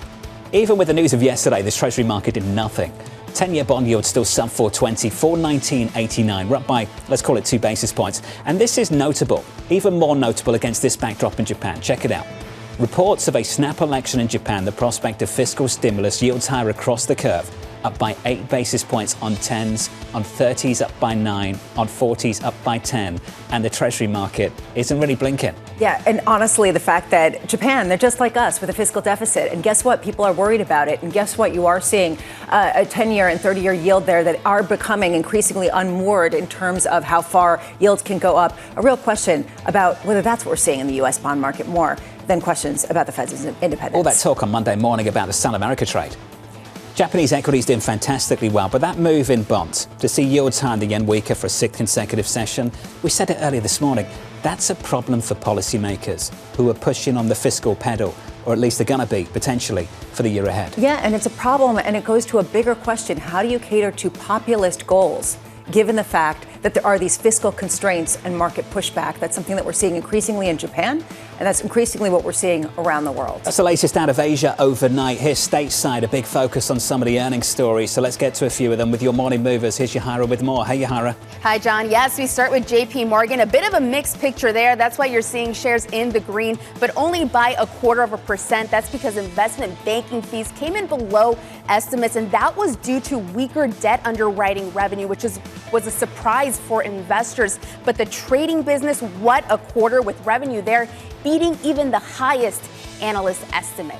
Meanwhile, moving on to another earnings story, Delta really getting punished in the market this morning, down 5%. Fourth quarter results were good, beating expectations, but it's the airline's full year 2026 profit outlook that's gaining attention. That came in below estimates, as did free cash flow as Delta reinvests in its business. So the skepticism around that story is dragging down the other airlines, including United and American. And this story sort of falling under the radar, but we are seeing L3 Harris shares rising 12.5% nearly this morning, because just this morning, the Department of Defense announced it is investing $1 billion in its missile solutions unit. The funding will help expand production for critical missile programs, including the Tomahawk. This marks the latest U.S. government investments in corporate America. We saw that with Intel and, of course, with those critical minerals companies. John? Yahara, thank you. Thanks for the update. On our radar this morning, JP Morgan kicking off bank earnings season, beating on most measures, but reporting a drop on investment banking and a miss on debt underwriting. The CEO, Jamie Dimon, calling the economy resilient, but risks remain, including sticky inflation. Elsewhere, the California Governor Gavin Newsom telling the New York Times he's working to block a proposed billionaire tax, which he has so-called long opposed. The move comes as tech titans like Peter Thiel threaten to flee the state if the measure is passed. And finally, President Trump is pushing for tech companies to pay for AI data center electricity costs, not the American people. After talks with Microsoft, the president claiming the company would make, quote, major changes, but was not very specific. Which, again, raises the question about at what point do the higher energy costs and the concerns about job losses become political and a political piñata? Interestingly, Microsoft has an announcement in Washington, D.C. later this week. I wonder what they could potentially give him as some sort of incentive to lay off them. But this definitely is something that's increasingly an issue. I feel like given that 2026 is becoming 2024 in terms of just throwing spaghetti out of the wall for ideas, is the new idea that if you want to be an energy company or a data company, a tech company, you need to subsidize the American people for the costs that is going up. And I feel like Tony Fabrizio, his personal pollster, went to him and said, here is the polling right now on energy costs. And this is what happened in Virginia. And this is what happened in New Jersey. And this is why you need to focus on this today. And Trump said, well, then let the tech companies pay for it, because we're the ones supporting their AI data center build out and deregulating the environment for them to succeed. Don't want to be too snarky about this, but surprising that Bill Gates jumped off the climate train in the last several months? Perhaps not. Well, ultimately, it's going to take not only clean energy, but also coal. And that's what we've seen with respect to powering some of these data centers. So how do you get to that next level in this technological build out? It's a massive political issue, and it's an issue right now. Let's turn back to geopolitics. Germany and the UK leading talks about potentially adding a military presence in Greenland as President Donald Trump doubles down on his desire to control the territory. The rising tensions and plans to increase military spending boosting European defence stocks. Armin Papperger, the CEO of German arms manufacturer Rheinmetall, joins us now for more. Armin, good morning. It's good to see you, sir. Good morning. Good to be here. How concerned should we be about the state of the world coming into 2026? I'm really concerned about that, because if you see, there is not only the conflict between Russia and Ukraine, there are a lot of conflicts, and I'm really afraid that we no longer have it under control. What do you think has changed that makes it maybe out of control? Yeah, first of all, I think that President Trump tried to stop the war, and he was not successful in between Russia and Ukraine.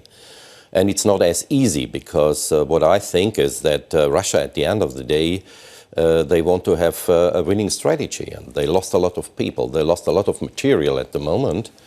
And I think that President Putin will not stop. So it's one conflict, and the other conflicts are coming up, Venezuela and other things.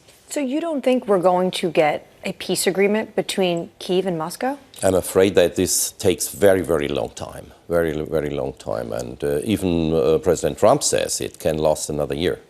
So you're going to continuously sell weapons into Ukraine then. Are you still concerned about threats towards your life, given the fact that the U.S. had warned you and the company about a plot that came from Moscow? Look, this is now over a period of more than 2 years, and as I said, also last year, I feel very safe. But at the end of the day, it's a dangerous situation. It feels like an existential risk right now, and you're hearing this increasingly in some of the commentary from European leaders. How much are you seeing European leaders ramping up their orders of a series of weapons to counteract an increasing number of threats?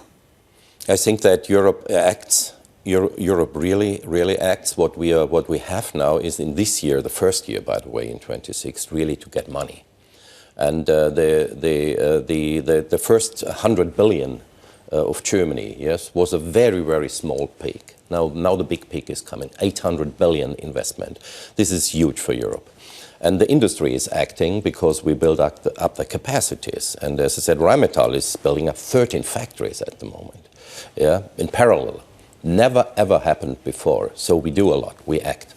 So how much are you expecting them to ramp up? Because if you've got to get ahead of the spending, how much do you expect that spending to accelerate as these threats do continue?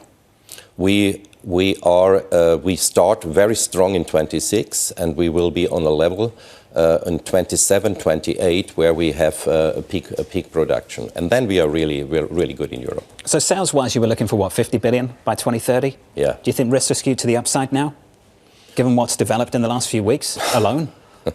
Look, it's hard to get the 50 billion. I'm very happy to make that happen because it's a big number, yeah? And but we are able to do it, and I had a look over the last days over the planning, and we want to make it happen.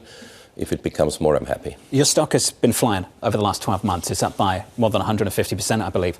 This could get complicated for how you run the business, and I'd love your assessment of things as a CEO.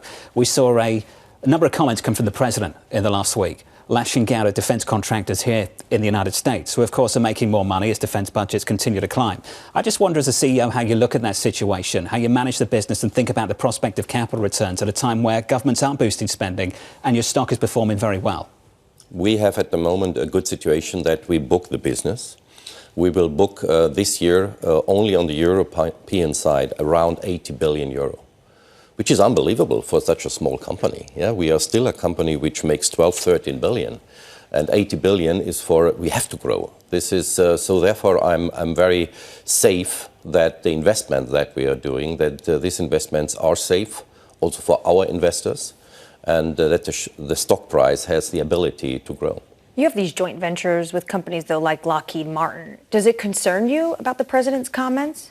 Because they're an American company that he would, potentially take aim at. Yeah, but I still feel at the moment that the relationship between the U.S. companies and Rheinmetall are very good. So I have a very good relationship to Northrop Grumman, a very good relationship to Lockheed Martin. It's a very trustful relationship. We built together the fuselage for the F-35. This is an international program. If we stop all that things, we would stop also the F-35 program. I think that the U.S. government will not do that. The Wall Street Journal last year, though, did say that you've irked executives at U.S. companies, and there's been this narrative that European defense companies are protectionist. There's this strategic autonomy debate. What do you make of that? I try to be a bridge builder. I believe in the transatlantic relationship, and what I want is that the United States and Europe will work together. This is, for me, the most important thing. We are lost if we separate ourselves. And on the industrial side, we can be a bridge builder with our corporations. For a second, how do you work together? And the President of the United States says he wants to go after Greenland. He'll either do it the easy way or the hard way. Look, this is a political decision about that. I'm an industrial chief, and on the political side, it's very hard to say, and it would be easy. He has to discuss that for sure with the chancellors or the presidents of Europe. I personally think that my personal meaning is at the moment there are better solutions than to have this, let me say, to take over. A lot of people are very worried about the world and the situation of the remilitarization of a lot of global powers right now, almost a pre-war type of positioning. I'm just wondering how much competition there is to source materials, metals, things that go into some of the weaponry, given the fact that there is this massive race to rearmament. It's much more complicated than 5 years ago. Absolutely right. But what we did is we made very early restocking.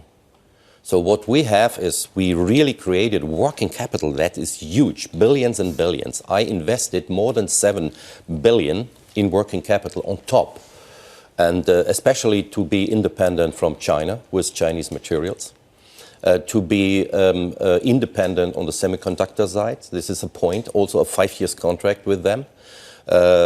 Nitrocellulose or other things for powder, ammonium perchlorate for missiles, all that things, you have to have a lot in your stocks. If you don't do that, it's a very critical situation. Are there places that you can go to get some of these materials and places that you can't go? You were talking about, for example, China-linked semiconductors. I'm wondering, in South America, China has a lot of controls, for example, over the copper mines and the lithium and other things that go into the key materials.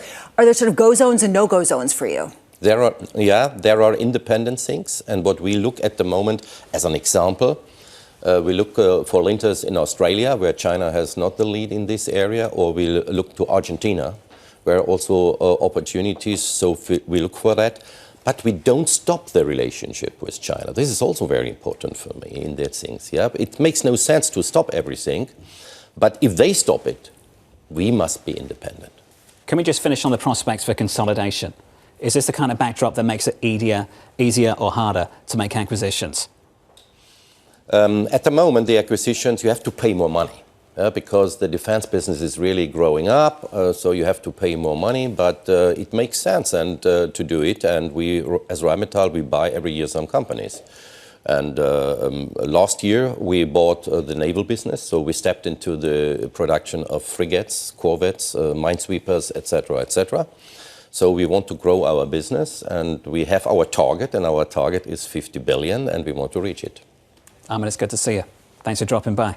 We appreciate it, sir. Thank you. Armin Papperger there, the Rheinmetall CEO, following a stunning rally in that stock over the last 12 months and beyond. Let's get you an update on stories worldwide this morning with your Bloomberg Brief. Let's cross over to Vonnie Quinn for more. Hey, Vonnie. Hey, John. Thank you. So in Japan, Prime Minister Sanae Takaichi is reportedly planning to call a snap election. The news is seen as reviving the so-called Takaichi trade, which has weighed on government bonds and kept the yen under pressure, the currency falling to its weakest against the dollar in 18 months. Meta plans to cut 10% of its Reality Labs division as early as this week. Sources telling us here at Bloomberg the move is part of a strategy to shift funding away from some virtual reality products and into other AI wearables. Reality Labs has about 15,000 employees and has been losing billions of dollars each quarter. And BlackRock is also cutting hundreds of jobs across the company, trimming about 1% of its global headcount. Sources tell us here at Bloomberg the reductions amount to roughly 250 employees and include members of its investment and sales teams. The cuts come as CEO Larry Fink works to rewire the world's largest asset manager and push deeper into alternative investments. That is your Bloomberg Brief. John. Vonnie, thank you. More from Vonnie in the next hour. Up next, an extraordinary revolution. We have a productivity revolution of extraordinary proportion, that we have an economy that's growing at a quite robust rate, but we just don't need the people. I don't think the story is ambiguous. I think the story is quite clear. We have a labor dynamic that is tricky. That conversation up next with Nouriel Roubini of Roubini Macro Associates, live from New York City. You're watching Bloomberg TV.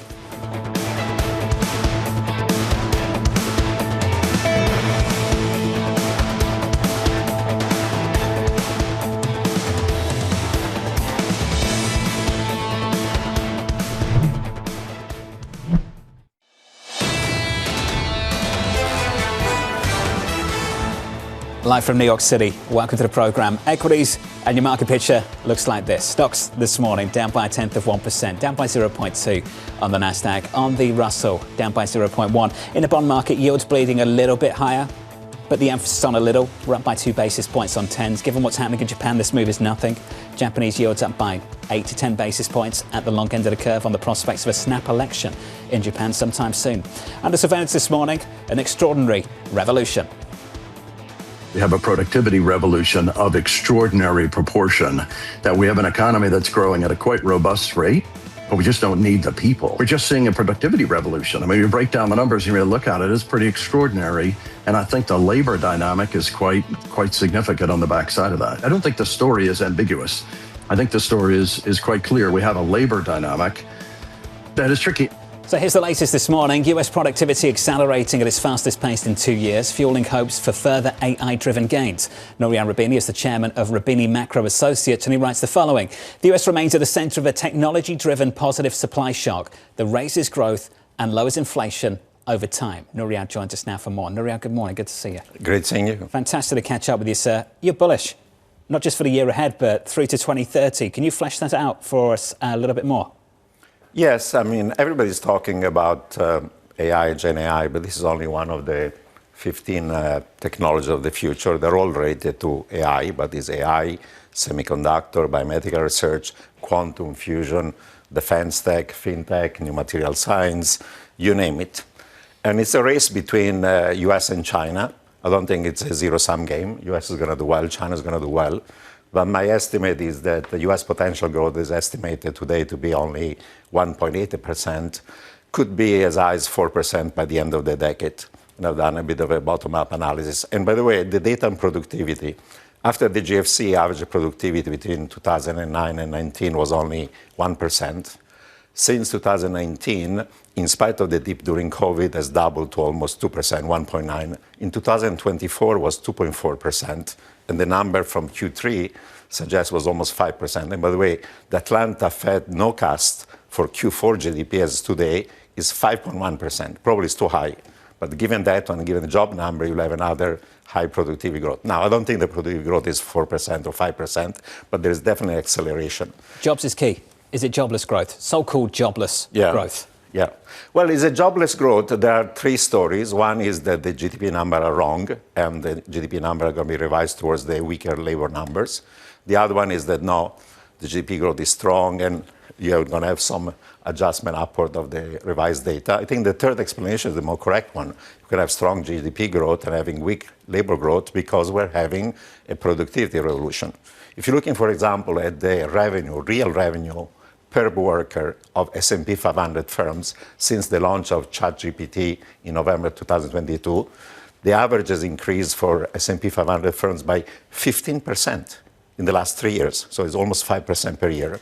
And if you look at it by sector, of course, a lot of it is closer to 20% in tech and communication services, but it's very large also across the board. So both at the micro data level, S&P 500 firms, and the macro number, we're seeing a productivity revolution already in the numbers. I'm kind of dealing with whiplash right now because we just had the Rheinmetall CEO on, defense sector in Europe booming for all the wrong reasons. This idea that he's more worried about the state of the world than ever before. And here, Dr. Doom is coming on to tell us about how productivity boom is going to bring everything to a better place. Why are you less concerned about this overlay of rearmament and militarization that is also coming in tandem with this productivity boom? Well, there are geopolitical risks in the world, and I'm aware of them. The question is whether they're going to have a significant economic and market effect. Look at the biggest one. You had a 12-day war between Israel and Iran last June. Oil prices went up a little bit, stock markets wobbled. And then, given that Iran did not attack the oil facility of the Gulfies or block the Strait of Hormuz, it went away. And that was a big deal. Venezuela, we can discuss it at length, but the macro and market implications are close to zero. It's just less than 1 million barrels a day. Russia, Ukraine is a mess, but it's not going to have an impact on global market economy the way it did in 2022. So, and US, China, they are, of course, in a competitive strategic competition, but right now the trade tension, for all the reasons we know, are somehow limited. So every time there is a geopolitical risk, people say, stuff could happen, but so far, those that we have seen in the last few decades, leaving aside the 70s with the shocks of Yom Kippur and the Islamic Revolution, have not a market effect. Do you think, though, that the United States is going to lose some of its luster as an investment haven in terms of the ongoing conflict between the U.S. and traditional allies like Europe? I mean, have you seen anything like that, or do you think that's overstated and productivity really is going to rule the roost? I've been saying since last year that tech trumps tariffs because I think that the upside coming from tech is 200 basis points. Well, if you add all the impacts of the bad stagflationary policies of Trump, trade, restrictions of migration, fiscal deficit, trying to affect the independence of the Fed, rule of law, the maximum from an empirical point of view could be a negative 50 basis points downside to potential growth. So you have an upside of 200 from technology, you have a downside of 50, it's a ratio of 4-1. So tech trumps tariff. So the stuff that is technology is first order, everything else, including geopolitics, is second order. Is this why the AI trade, the market pretty much shrugged off at independence yesterday as a serious concern? I believe that, there is some frothiness, of course, in the AI sector, but if you talk to all these companies, I think that they would all argue that we are maybe at worst 5 years away or at best 3 years away from AGI, however you want to define it. Now, if we are achieving artificial general intelligence, the valuation of not every of the Max 7 is going to reach AGI, but maybe 3 or 4 will. So the value of a firm that's going to be having AGI is going to be 5x of its current value. So that's the race. So if you think of it this way, yeah, there is some frothiness. There can be a correction, but with US growth at 2% for the last few decades, the average return on S&P 500 was 12%, including dividends. Of NASDAQ was 16%, and was with 2%. Suppose growth is not 2, 3, let alone 3.5, 4. American exceptionalism has to become even stronger, because if it was American exceptionalism with 1.8% growth, with higher growth, it has to be better than that on average. Now, there'll be winners and losers, both within publicly traded firms, old economy versus new economy, and among the startups. Many of them are going to go bust. But if you're looking at the medium-term horizon, with higher growth, you're going to have higher returns. And we're seeing, based on the data on real revenue growth for S&P 500 firms, that most of those productivity gains are gotten by the firms. Real wages are growing less than productivity, unit labor costs are falling. That's why there is malaise. That's why people are worrying about affordability. But from a profitability point of view, the corporate sector is doing great. It's perfect framing of the last year and maybe for the next several years. Nouriel, thank you, sir. It's good to see you. As always, thank you. Nouriel Roubini there of Roubini Macro Associates, bullish on growth in America for the next several years. And a lot of it has to do with big tech, but also efficiencies in a host of other industries. Is it jobless? You ask the key question, and ultimately, maybe just not as jobful as it needs to be to really keep everyone in a good mood. Up next on the programme, Ohsung Kwon of Wells Fargo, Bloomberg's Herman Chan, Tiffany Welding of Pimco, Lauren Goodwin of New York Life. The third hour of Bloomberg Surveillance, up next.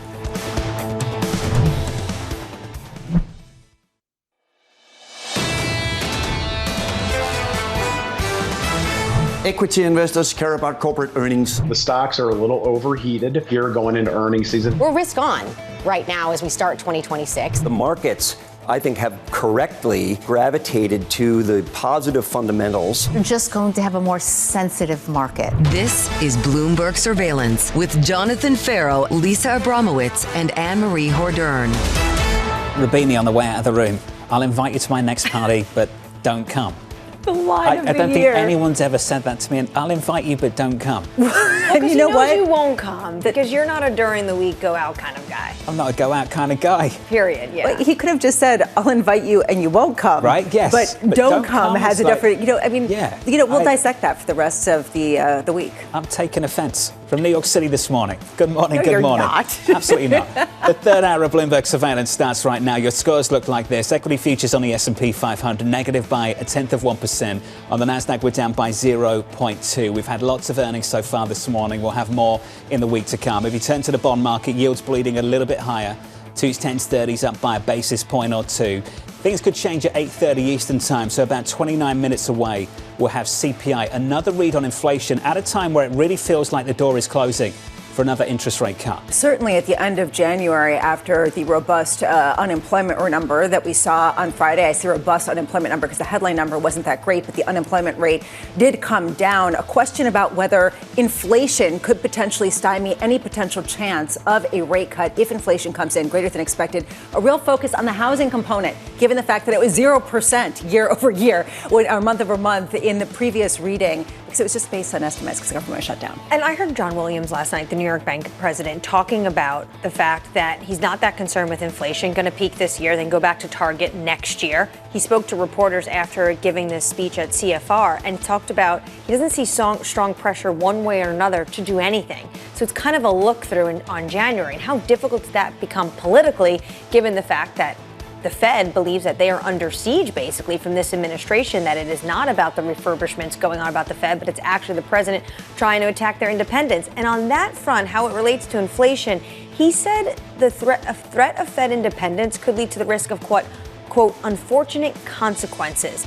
Basically, if it was to basically become economic instability. Citi not looking for an interest rate cut at the end of this month. Morgan Stanley changed their call as well. JP Morgan not looking for any cuts for the year ahead. This central bank is set up to wait and see what happens at 8:30 Eastern time. Morgan Stanley taking a different view of things, though. They're expecting a disinflationary tailwind to open up the door again to a rate cut at the end of this year, and maybe that's where things get a little bit more interesting. Yeah, a jobless increase in productivity also comes with less inflation, which is part of the reason why people do think there could be room for more rate cuts. Looking forward, though, how much is this the risk scenario for markets that could potentially stymie all of that optimism that we keep hearing, even from Dr. Doom, which we could potentially get some sort of at least rate staying where they are. The idea of JP Morgan, what they're talking about, how problematic would that be for equity valuations? How problematic is Roubini's call? Roubini's bullish, yes, on growth, on headline growth, but he is not bullish on jobs growth, which presents its own problem. So if you wanted to be bearish about something, there's something in the mix there. From Nouriel. Well, this is the reason why we're focusing on populist policies so significantly, because ultimately, as you were saying so eloquently before, that K-shape does matter when it comes to people who can elect politicians who actually change the scenario. And what you are seeing increasingly is that K-shape persisting, maybe not widening, but persisting in a significant way to leave the confidence metrics highlighting that there is a problem in this country. Equities right now negative by 0.1%, coming off all-time highs on the S&P 500. This hour we'll catch up with Ohsung Kwon of Wells Fargo as stocks trade near records. Herman Chan of Bloomberg Intelligence as JP Morgan tops estimates, and Tiffany Wilding of Pimco breaking down the latest read on inflation. We begin this hour with stocks flat as JP Morgan and Dow to kick off earnings season. Ohsung Kwon of Wells Fargo writing the following: we believe some weakness in 4Q will get a pass, but the outlook has to be optimistic to justify the recent rally. It's an earnings-driven market. Ohsung joins us now for more. Ohsung, good morning. Good to see you. Thanks for having me. Let's talk about why you believe weakness will get a pass. Why?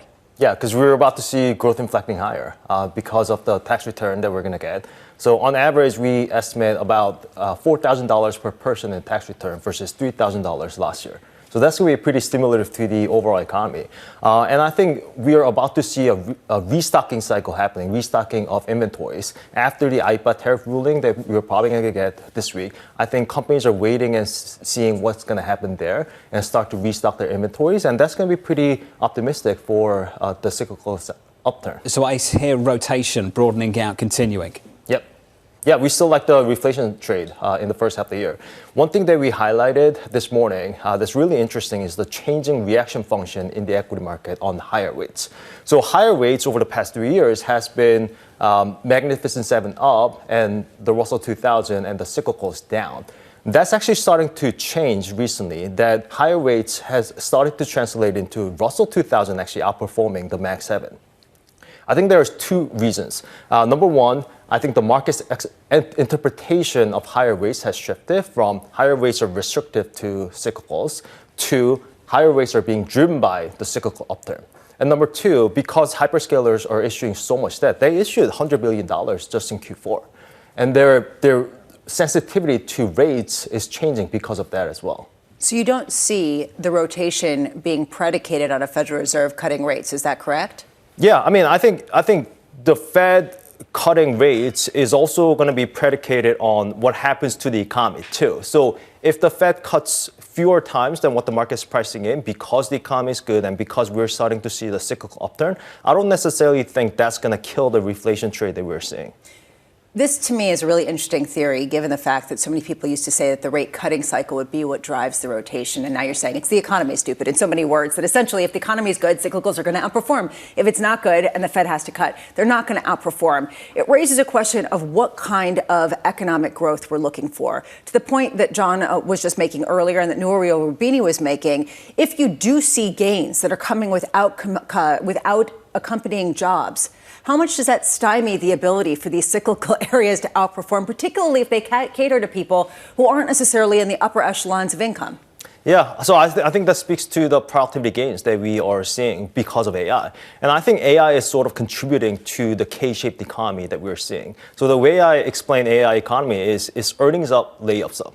It's great for corporates, it's great for high-income consumer who have equities, but not so much for the real economy. And we have highlighted that the multiplier effect of AI capex to the real economy is actually lower too than traditional capex. If you look at how many construction jobs have been created over the past 2 years and how many construction jobs should have been created based on the regression versus construction spend, fewer jobs have actually been created over the past 2 years, and over the past 2 years, it was all data centers, which says that, data centers typically create fewer jobs than traditional construction.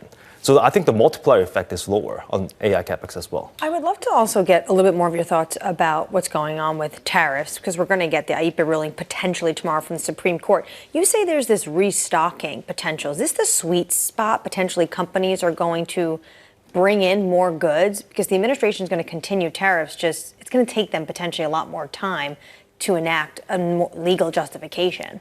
Yeah, I mean, if you're from the company's perspective, what happens to tariffs are going to matter to your bottom line, right? So there's a little bit of wait and see approach when it comes to what happens to tariffs before they start building inventories. I don't necessarily think it's about imports, but also about manufacturing stuff in the U.S. as well. So just building inventories overall.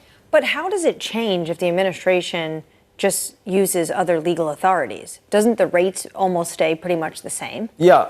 I mean, I think the overall effective tariff rate is going to come down. I think what the administration is going to do is they're going to go after the more strategic goods and critical industries, but sort of let the other non-strategic sectors tariffs go. And I think that's going to bring down the overall tariff rate, which is going to be positive for the bottom line. Which piece of this argument do you not think is consensus at the moment?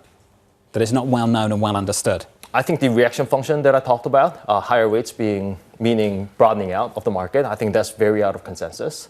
But also at the same time, we've been highlighting that earnings expectations for Q4 is actually, the bar is actually pretty low. I mean, we're going to see the biggest deceleration in EPS growth since 2022. It's going to come down from 13% to 8%. That's what consensus is forecasting. And I think people well understand that macro was kind of sluggish in Q4. And there are some headwinds, such as tougher comps versus the year before and things like that. So, I think some of the weakness is going to get overlooked in Q4, but the outlook has to be optimistic for this rally to continue. Ohsung, appreciate your time. As always, it's good to see you. Thank you, buddy. Thank you. Ohsung Kwon there of Wells Fargo. Looking ahead to earnings season. Already heard from JP Morgan earlier on this morning. You'll hear from Citi, Bank of America and Wells Fargo tomorrow. Goldman Sachs and Morgan Stanley on Thursday. Some other news as well, Lisa, in the financial space. Yeah, this just crossing moments ago that U.S. Bancorp is planning to buy BTIG for up to $1 billion. Details coming out. They put out a press release. But just to highlight how many bank mergers there have been announced over the past 12 to 36 months. Really, it's PNC and First Bank, Columbia Banking System, Pacific Premier, South State Independent Bank, Atlantic Union. You can go on and on and on with this roster of banks that are taking advantage of a regulatory environment that will allow them to make mashups and where economies of scale truly are important and increasingly so in the banking sphere. That stock is down by about 1.4%. Of course, tracking the earnings from earlier this morning as well, JP Morgan, the media earnings call is taking place right now. And getting a few comments from Jamie Dimon on central bank independence. Yep, he jumped in when he was asked about this question. As you can imagine, credit cards and Fed independence were top of the queue for this media call. Jamie Dimon says, quote, "I do have enormous respect for Jay Powell. Everyone we know believes in Fed independence. Anything that chips away at that is probably not a great idea." So a message to the administration on this earnings call. JP Morgan in the pre-market higher by, let's call it 0.25%. With an update on the breaking news of the last 10 minutes or so and a whole lot more, let's get to your Bloomberg brief with Vonnie Quinn. Hey, Vonnie. Hey, John, thanks. Yep, U.S. Bancorp buying BTIG for up to $1 billion. The deal is expected to close in the second quarter of this year, pending regulatory approvals. The BTIG leadership team will join U.S. Bancorp with CEO Anton Leroy remaining in position. Meta is beginning to cut more than 1,000 jobs, or 10% of its Reality Labs division. Sources telling us here at Bloomberg the move is part of a strategy to shift funding away from some virtual reality projects and into other AI wearables. Reality Labs has about 15,000 employees and has been losing billions of dollars each quarter. The first round of the NFL playoffs wrapped up last night with the Houston Texans defeating the Pittsburgh Steelers 30-6. It's the first road playoff win in Texans franchise history. On the other side, it was potentially the final game for a 42-year-old future Hall of Fame quarterback, Aaron Rodgers, as he will once again hit free agency. And that is your Bloomberg Brief. John. Ivani, thank you. Appreciate it. Up next, the morning calls plus Herman Chan of Bloomberg Intelligence as JP Morgan tops estimates to kick off earnings season. And there's a bit of pushback to some of the ideas coming out of the White House on credit cards. We'll get to that in just a moment. From New York City, good morning.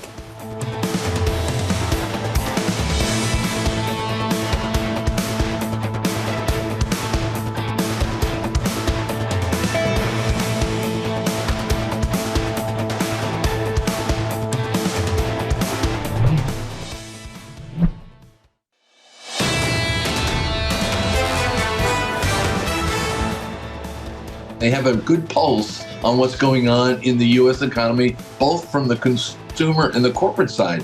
And so they can see the trends in their consumer business on delinquencies, on payment rates. They also see the demand not only from consumers, but from corporates. And so I think it is representative. It's a very good representative of the health of the economy. That was Gerard Cassidy of RBC Capital Markets joining us following numbers from JP Morgan. Decent numbers from the big bank ahead of much more still to come for the week ahead. Equity futures on the S&P 500 going into the opening bound negative by 0.1%. On the Nasdaq 100 we're down by 0.2. On the Russell small caps negative by not even 0.1%. That's the price action. Here are your morning calls. First up, Wells Fargo raising its price target on Royal Caribbean, viewing any near-term geopolitical concerns as a potential buying opportunity. Your second call from Citi, raising its target on Northrop Grumman, expecting momentum to the sector to continue. And finally, KeyBank upgrading Intel to overweight, anticipating outsized data center demand from hyperscalers. The stock is up by more than 3% in the pre-market. That's the latest on Intel this morning. Let's get the latest on banking as well. Numbers from JP Morgan out a little bit earlier on this morning. They're holding their media call following a fourth quarter earnings beat. Danny Berger is tracking the story and has more. Hey, Danny. Hey, John. I was just listening in to the earnings call, and the first question coming from the media, as you would expect, was on credit cards. Jeremy Barnum, the CFO, took this one and answered it and basically said he's not going to quantify the hit to the business it would be if you did have interest rates capped at 10% for their credit card business because there are so many unknowns. They don't know how it implemented. But he goes on to say, for an avoidance of doubt, if it were to happen, it would be very bad for consumers. It would be very bad for the economy, saying that in this scenario, if you do get rates capped at 10%, it would just mean less credit available. On and on he hammers about the impact to the economy, maybe trying to get the ear of the president with that. He goes on to say what it would mean for the business, and he says it's a highly competitive business. Under the scenario, they'd have to significantly change and cut back. It would be bad for us. They would have to change and cut back. John, this is a company, a JP Morgan, that just added to their credit card business with the purchase of the Apple credit card. Another question came in around Jay Powell and the independence of the Fed. This is a question that Jamie Dimon took himself. He said that he has enormous respect for Jerome Powell, even though he doesn't agree with all of his decisions, saying everyone believes in Fed independence. Anything that chips away at that is not a good idea, and it would raise rates over time. Just one final note on their call that I thought was interesting had to do with both the investment banking and loan growth. We noted that slight miss in investment banking, the CFO saying they were disappointed in it, but they think it's because most of the deals have been pushed into 2026, so a little bit lighter for the end of the year. And then on loan growth, they talked about non-banking financial institutions. That is the private credit players and the growth of credit there, and specifically JP Morgan's involvement in it, because despite all of JP Morgan and Jamie Dimon's worrying about cockroaches, they are participating in it more. They say that nothing we do is riskless, but it's a place where you are going to see more activity there. They are saying that they're being careful how they approach it, but given the explosion in things like data center financing, but it is a point of concentration for JP Morgan, John. Danny, good to see you. Thanks for dropping by. Looking forward to the program a little bit later this morning in about 40 minutes time. Danny Berger there. The message from JP Morgan, pretty clear. If you get involved in our business, if you curb our ability to price risk properly, we'll just take less And that's a conversation so many people were having coming into the new trading week. Yeah, Jeremy Barnum, the CFO of JP Morgan, coming out and saying that any kind of plan to curb the fees they could charge would mean that they would significantly cut their card business. He said it would be bad for consumers and the economy, as well as what Danny Berger just said. There is a real question here about them not quantifying it because they see it as so infeasible. So as to even begin to make those calculations would simply be a waste of time. Nonetheless, it does highlight the pushback you're getting from that sector. I believe the president speaks again a little bit later on this afternoon, so that's one to watch. You might hear it again. And then tomorrow, when you hear from Citi, Bank of America, Fraser, Moynihan, Morgan Stanley, Pick, Solomon over at Goldman Sachs, not on the credit card business for a few of those names, but will you hear some pushback from them about some of the proposals, some of the issues coming out of the White House? I imagine potentially on a number of these proposals. The president basically every single day has taken a populist idea and put it out on Truth Social. We have talked about not just credit cards, but also directly taking investments into companies, deciding about CEO pay, making sure that if you're getting some sort of benefit from the U.S. government, like a defense contractor, what does that mean for buybacks and dividends?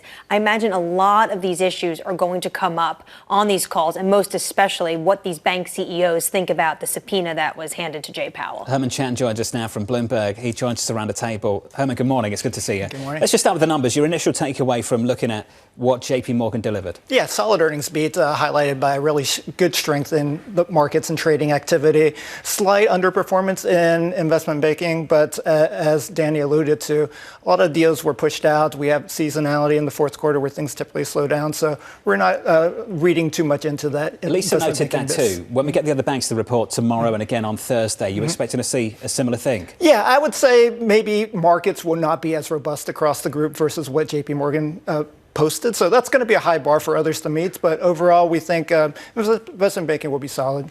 You know, I want to just lean into this investment banking aspect, the idea that deals were pushed, given the fact that people were expecting such a robust final quarter. Right. What happened? Yeah, I think there's a few things. You have your typical fourth quarter seasonality where things just shut down a little bit.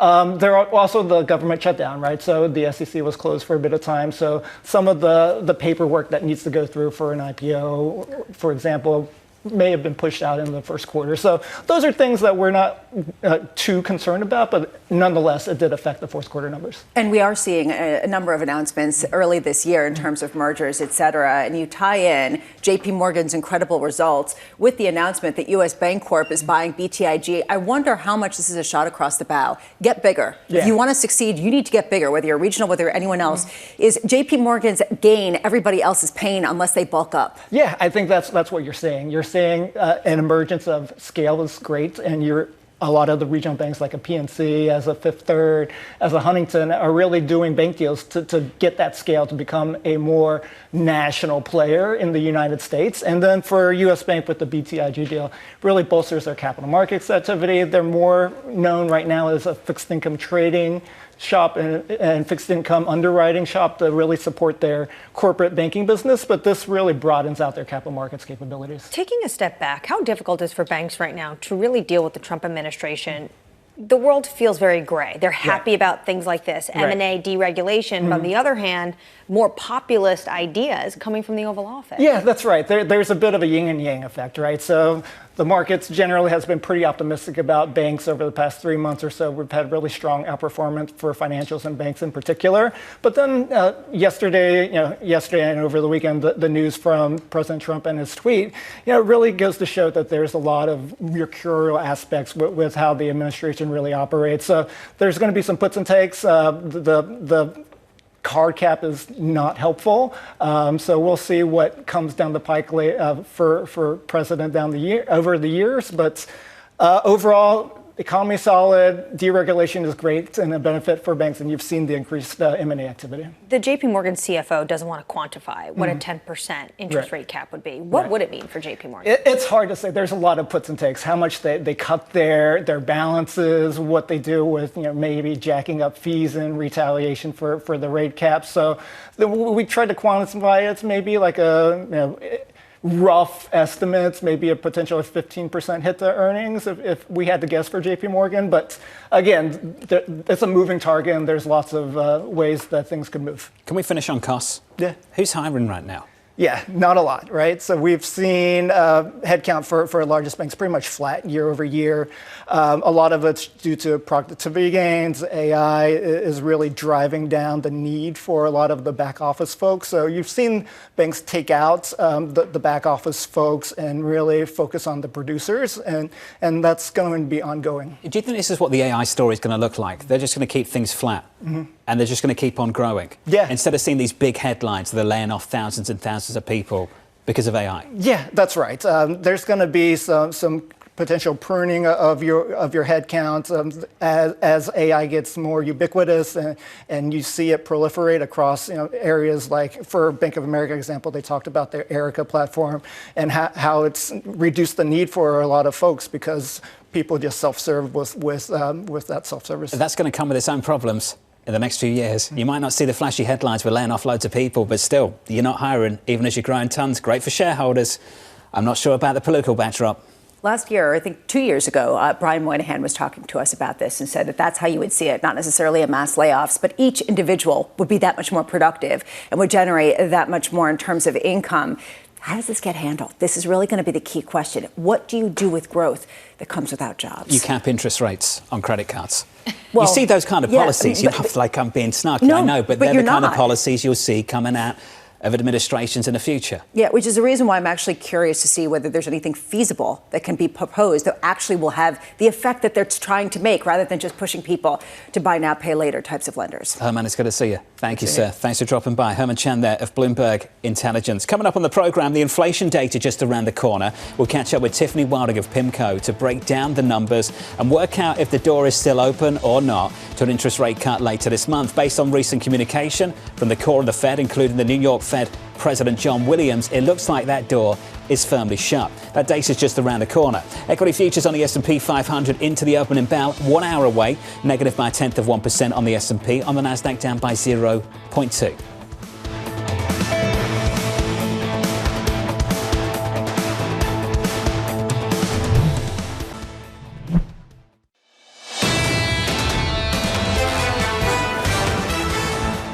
The opening bell is 60 minutes away. Inflation data about 20 seconds away. Equity futures into that. Your scores look like this. Positive by 1/10%, or rather negative. We're down by 0.2% on the Nasdaq 100. In the bond market, 2s, 10s, 30s. Yields are a little bit higher off the back of developments in Japan, where yields are a whole lot higher on the prospect of snap elections there. Yields higher here by only a single basis point on a 10-year. On a 30-year, up by a basis point to 4.84. The economic data just crossing. Let's cross over to Mike McKee for more. Good morning, Mike. Good morning, John. Well, we have a little bit of a low surprise on the monthly numbers and a little bit of a exact number on the year over year. CPI monthly up 0.3%. Remember, there were no October numbers, so the November numbers didn't get into this as a month over month thing, but the 0.3 translates into 2.7% year over year. Core comes in at 0.2 gain. That translates to a 2.6% year over year number. There were some expectations we would see a bigger rise in some of these numbers because of the government shutdown and the way things were put together for October and November, but it looks like we didn't have any kind of major snapback. I'll take a look at where the numbers moved while you look at how the market's moved. Well, let's get to it. Mike, thanks for that. That downside surprise on core CPI. Great news, fantastic news, and maybe the door slightly ajar for an interest rate cut at the end of this month. We'll have that debate in just a moment. Push it through the bond market, very clear what happened here. Yields were higher, now they're lower, down by 3 basis points at the front end of the curve, still around 350. 10 still range bound, but yields dropping off the back of this. We're down a basis point to 4.16. In foreign exchange, you'd expect the dollar to be weaker. It is euro dollar 116.67. That currency pair just about unchanged now on the session. And if you look at equities, equities get a lift. They were slightly negative, softer, down, and now they're positive by 0.2% on the S&P. On the Nasdaq, up by 0.2. So the right kind of downside surprise. Core CPI a little bit lower than expected. And frankly, this fits with what we're seeing more broadly, which is, frankly, a jobless recovery. We keep talking about this. You're not seeing a massive increase in hiring, but you are seeing inflation come in at the same time that small business optimism earlier this morning actually increased, and that real average hourly earnings rose 1.1% versus the 0.9% in the prior reading. So this paints a positive picture that both increases growth while not necessarily having the inflationary overlay that would stop stymie the Fed from cutting rates at some point this year. Maybe not this month, but at some point this year. Let's give that positive picture some more oxygen. So this came from Citi ahead of the print. Andrew Holmhorst and the team said, yes, inflation is still running above target, but we expect shelter and goods inflation to cool this year, bringing monthly annualized inflation close to target by the end of 26. Yeah, and a lot of people who are in the housing market would confirm that and saying that rents have actually gone down year over year in a number of locations, and that the way that they calculate owner's equivalent rent is unique and raises some questions. Look, this all paints a picture of disinflation. Still, though, year over year, we're talking about 2.7%, core CPI 2.6%. So still above that 2%, but maybe not enough above. And the fact that it's on the right trajectory downward might give a little bit of oomph to the doves on the committee. Closer to 3 than to 2, right Exactly. there with you. But some better news when you get a downside surprise at 0.2 on core, month over month, against an estimate of 0.3. Mike McKee still with us. Mike, as you look at that downside surprise, which is certainly what this market is trading on, what's behind it?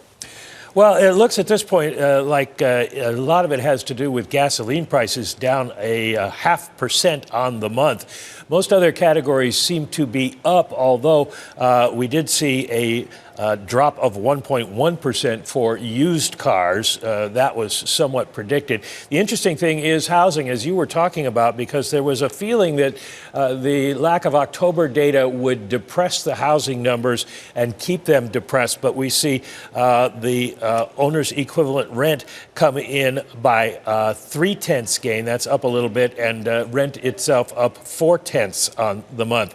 Lodging away from home is one of the biggest movers.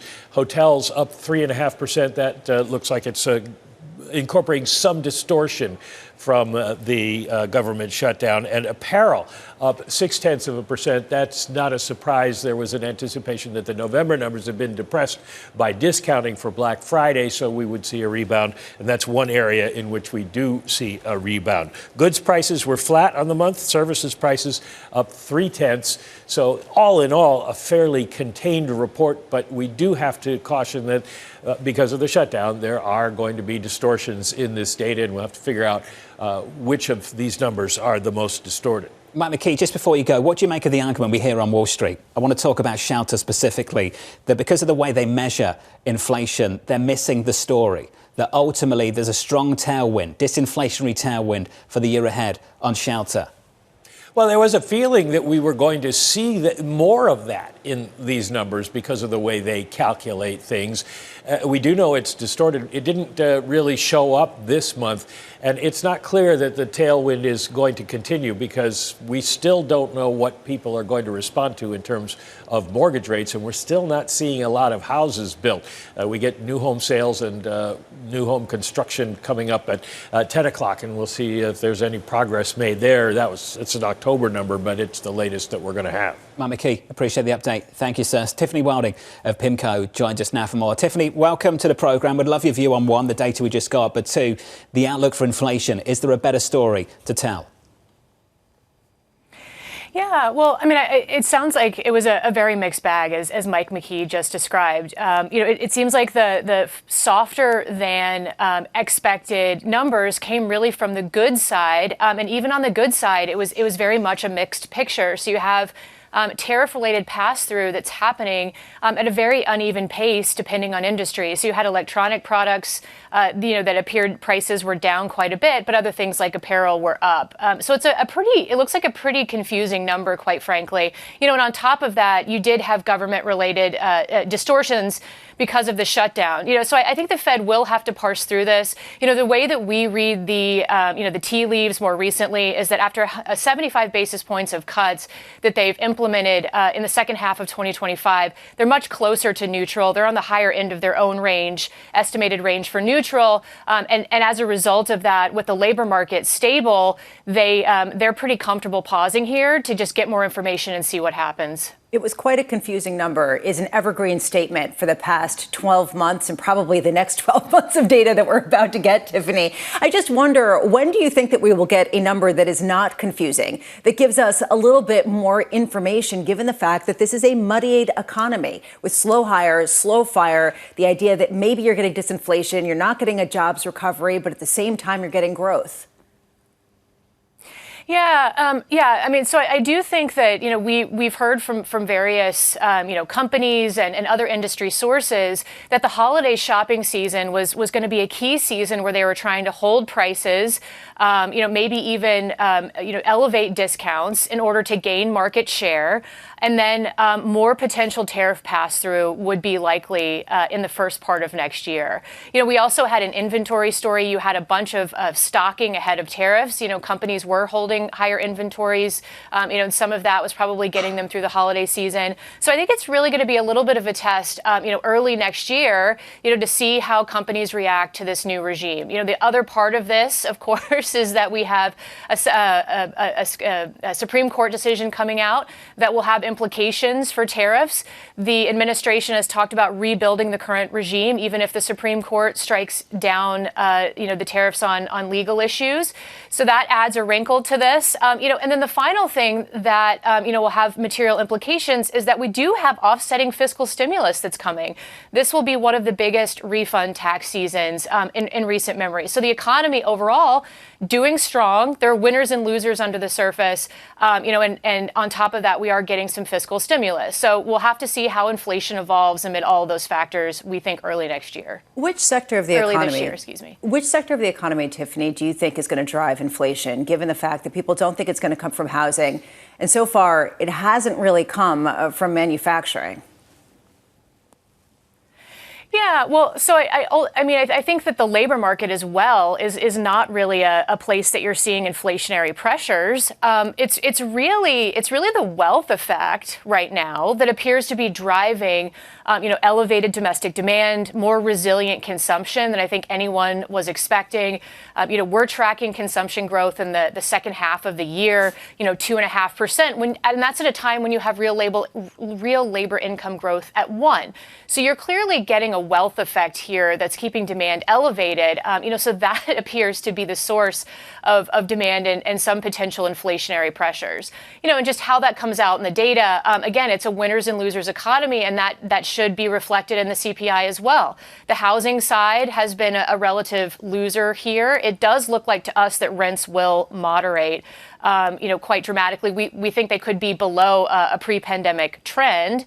But on the other side of that, you are still getting some of this tariff-related pass-through that's keeping core goods elevated. That should peak in the first part of this year and moderate thereafter. But in the meantime, we are still getting it. Given this latest data, do you think it opens the door for the Fed, maybe not to cut, but to be dovish?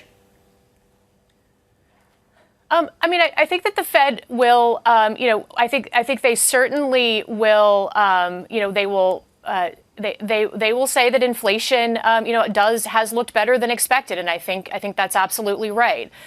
So with that, I think there's certainly reason for them to have an outlook of continued interest rate cuts towards their estimates of neutral. So I think the conversation, from Federal Reserve officials is throughout this year is really going to shift from, where do we think neutral interest rate policy really is at this point? I think after the tariff-related price adjustments happen, underlying inflation, does look pretty good here. And so when you have inflation that's getting close to target and a labor market that's stable, you really need to think about where is neutral policy. So that's the conversation we think they'll be having in 2026. Tiffany, thank you. Always appreciate hearing from you. Tiffany Wilding there of Pimco on the latest inflation data. That small downside surprise on core CPI getting our attention, moving markets as well, albeit some small moves. Yields were higher by about a basis point on a 10-year, now slightly lower. We're seeing that across the curve. Equities a little bit positive as well on the S&P 500 off the back of that economic data. Just to stay on top of the economy, and for that matter on this inflation data as well. Later on this afternoon, you'll hear from the President of the United States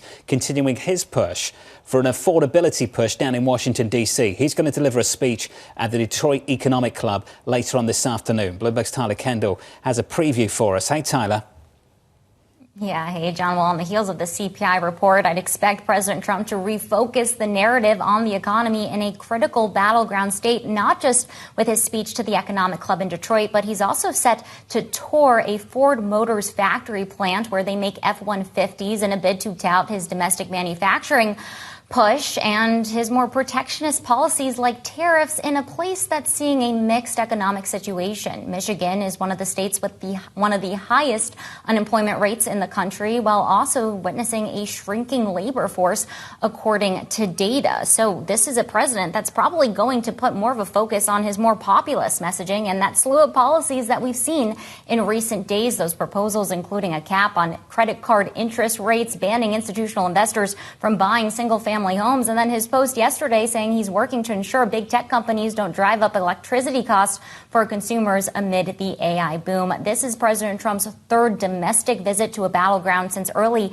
December, as aides try to get him to refocus on the domestic after what was a week where we saw geopolitics headlines really dominate. Now, a person familiar with the White House's thinking says that there has been frustration within the administration that they weren't sensitive early on to the cost of living issues amid what has been sagging polling for the president on the economy. John, in a sign that there has been this refocusing, last night, Senator Elizabeth Warren told us on Balance of Power that President Trump called her directly to talk about affordability, and that was the only issue that they discussed. Mayor Mamdani in the Oval was a clue. It was a clue. Tyler Kendall down in Washington. Tyler, thank you. Some pushback against some of these proposals already this morning. This came from the CFO over at JP Morgan, Jeremy Barnum. If it were to happen, I'm talking about a cap on interest rate cards to credit cards. It would be very bad for consumers, very bad for the economy. Mike Apert of Morgan Stanley and the team, they published on this as well. We expect the negative effects of less access to credit from a 10% cap could outweigh benefits from lower monthly payments, resulting in a hit to consumer spending. Low credit score consumers would be most affected. I asked my teenager last night, what would happen if you couldn't charge as much to lend to somebody who couldn't pay you back? He said, I wouldn't lend to them. Guess what? That's exactly what it is. What you see from Jeremy Barnum, the CFO of JP Morgan, also coming out and saying that everything is on the table, pushing back against what he called weakly supported directives to radically change our business. So definitely the knives are out if this proposal starts getting legs. Last year, when Bernie Sanders and Josh Hawley introduced this, the Wall Street Journal editorial board came out a piece, and they said all of you that were against Kamala Harris when she wanted to put price caps when it comes to groceries. Yep. Econ 101. You put a cap on something, you get less of it. Something else. Roger Marshall, the senator, because President Trump last night said you should look at his bill, Credit Card Competition Act. That's been circulating even more than the 10%. That is something that potentially can get steam as well, and that's to do with swipe fees. So I think there is momentum, even if it's not as big as what the president wants. There could be momentum for this year to get something done when it comes to credit cards. Look, it comes from a good place. People are struggling, but bad ideas often come from good places. And you see that all the time. And I think a lot of people would suggest this is a bad idea. I would like to see some good ideas. I mean, truly, and I'm just saying in general. I mean, I think that considering that this is such a big issue with the K-shaped economy, I will say one thing that JP Morgan said was that they're not seeing deterioration anywhere across the income spectrums. That said, there clearly is an issue that does need to be addressed with good ideas. So let's hear them. JP Morgan did not back away from this, did they? No. And I wonder if Bank of America does tomorrow, Citi, Wells Fargo, or is there something special about the C-suite of JP Morgan that just leads them to engage in these kind of conversations? I think the answer is yes and yes. I think that they have to address it, given the fact that Citigroup is actually much more leveraged to some of these credit card fees than even JP Morgan. But yes, JP Morgan has a nice position being able to speak with remarkable directives. All they really need to do is say the president is talking about an aim. We'd love to discuss this with him, but it's not law. And until it's law, we are not changing anything. Next question. You can do marketing at JP Morgan now. You know, I'll be over at Delta sorting the lounges out. I'll be sitting here crying. Where are they? You're going to Delta tomorrow. Yeah, exactly. Delta Airlines interview at Bastian and Lisa tomorrow morning, 8:15 Eastern Time. Don't miss that. Let's get you an update on stories worldwide with your Bloomberg Brief. Here's Vonnie Quinn. Hey, Vonnie. Hey, John, thank you. Recapping the data we just got, core inflation data for December coming in cooler than expected, with consumer prices rising 2.6% compared to estimates for 2.7%. Overall, CPI figures show prices up 2.7% year over year, in line with expectations. Donald Trump vowing to impose a 25% tariff on goods from any country doing business with Iran. The president posting on Truth Social the new duty is, quote, effective immediately. The move could disrupt major U.S. trading relationships with countries including India, Turkey and China. Citigroup is set to cut about 1,000 jobs this week as part of CEO Jane Fraser's push to control costs and boost returns. Sources telling us here at Bloomberg the bank is making the cuts as part of a plan to eliminate 20,000 jobs this year. Citi set to report its full-year results on Wednesday. And that is your Bloomberg Brief. John. Hey, Vonnie, thank you. Appreciate it. Thanks for this morning. Up next, we'll catch up with Lauren Goodwin of New York Life as investors digest the latest read on inflation. Plus, Yahira has your morning movers. From New York, you're watching Bloomberg TV.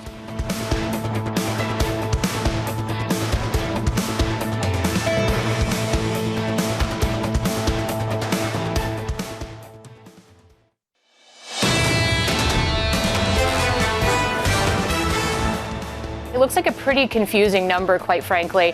And on top of that, you did have government-related distortions because of the shutdown. So I think the Fed will have to parse through this. The way that we read the tea leaves more recently is that after 75 basis points of cuts that they've implemented in the second half of 2025, they're much closer to neutral. They're on the higher end of their own range. They're pretty comfortable pausing here to just get more information and see what happens. That was the latest from Tiffany of Pimco following inflation data out just moments ago. Core CPI coming in a bit softer than expected. Equities up off the back of that, but the move doesn't really stick. On the S&P 500, we're just about unchanged. On the Nasdaq, we're up by, let's call it 1/10%. As we count you down to the cash open, about 39 minutes away, let's get you some single names, some morning movers. Yahira has more. Hey, Yahira. Hi, John. The market's really punishing Delta this morning. Shares are down 4.5% after its full year 2026 profit outlook came in below estimates, as did its free cash flow. So the skepticism around the outlook is dragging down other airline stocks, including United and American. Meanwhile, moving on to the other big earnings story, and that is JP Morgan. Shares have been all over the place this morning, but now just turned in the red as the earnings call continues. The biggest headline so far is the CFO saying that everything is on the table to fight President Trump's call for a 10% cap on credit card rates. And we end on M&A in the banking sector. We are seeing U.S. Bancorp shares falling 1% after it said it is buying brokerage BTIG for $1 billion. We saw a lot of bank M&A back in 2025, and it looks like we're starting 2026 off with some more action. John? Yahira, thank you. Thanks for the update. Let's turn back to the data. Lauren Goodwin of New York Life writing this. The U.S. economy is in a foot race between inflation and hope for productivity. Inflation data will take center stage once again. Lauren joins us now for more. Lauren, good morning. Good to see you. Hey, good morning. Can we park the labour market concerns now? Is the focus switching back? I think the focus is switching back in part because of the news that broke over the weekend. The investing public has been so lucky that over the past several months, the Fed's two sides of its mandate didn't matter a whole lot, that debate, because we were above neutral. As they get closer to neutral and these concerns about Fed independence come up, then the interplay of that data is going to be so much trickier. And I think inflation becomes a big part of the story again. Do you think that on the margins, and this is a big if the data is confusing, as we just heard from Tiffany Wilding, that Fed officials will be less likely to cut rates because of the political overlay right now? It's hard to say. I think the Fed will try really hard not to be political in either direction. But yeah, that's my best guess, is that if the data is confusing, at least here in these next couple of months, as sort of legal matters get sorted out, that they'll err on the side of, let's not touch this. Again, when we look at outside of the labor market and inflation, other indicators that would push the Fed in one direction or the other are pretty constructive. Financial conditions are quite loose. Earnings expectations are good. And really, it's only the labor market impacted by a bunch of structural factors that looks weak at all. This is a pretty robust economy. Only the labor market is sort of a big call, considering the fact that, consumption is driven by people who have jobs and they need to have a paycheck in order to go out and spend. It just raises this issue of, can you see that rotation, the outperformance of the rest of the S&P beyond big tech if you don't get a jobs recovery in a more significant way? I think that you can, because from our perspective, if we expect good earnings this year, and street consensus estimates around 15% earnings growth, even the more conservative folks like ourselves, 10 to 12% earnings growth, that's a pretty good year. It's very difficult to see mass layoffs or a real deterioration of the labor market when you have earnings that are that constructive. And so that is a backdrop where I think we can see some broadening in the market. And I will say, for the last 5 years, I have not been on the side of broadening. I have not been on the side of small caps. But I do anticipate that this quarter we will continue to see some broadening and rotation in that direction. What changed, do you think? What's changed for you? It's a little bit of everything. But if I were to put it down to one thing, I'll put aside earnings, I'll put aside the Fed that still I think is biased to cut a couple of times this year, if not more. At the end of the day, we are in an election year, and all of the noise around all of the policy prescriptions or ideas that have been put out might be disruptive in our markets land, but they are about supporting the economy. And when that is your zeitgeist, I think it's very difficult to be bearish. Lauren, good to see you. Thanks for dropping by. Lauren Goodwin there of New York Life. That take at the end there, that comment, very important with regards to what happens this afternoon. The President of the United States speaking in Detroit. Exactly. I was thinking as she's talking about, well, we're going to get a lot more of those ideas coming out later today when the president speaks. We're 13 days into January and I have a whole list of populist ideas as we gear towards the midterm election. Kind of crazy, isn't it? We're talking about GDP growth of 3-4%.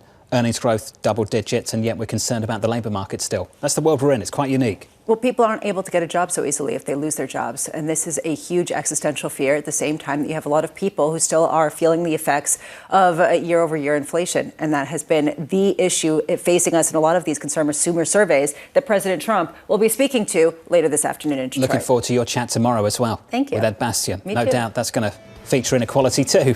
Yeah, and how well right now they're more leveraged to the upper end of the K, so they're in better shape. Big time. Check that out tomorrow alongside Aaron Kennedy, Clear Harbor, the former White House trade official Kate Kalukowicz, Alex Altman of Barclays. You will hear from the Delta Airlines CEO, Ed Bastian.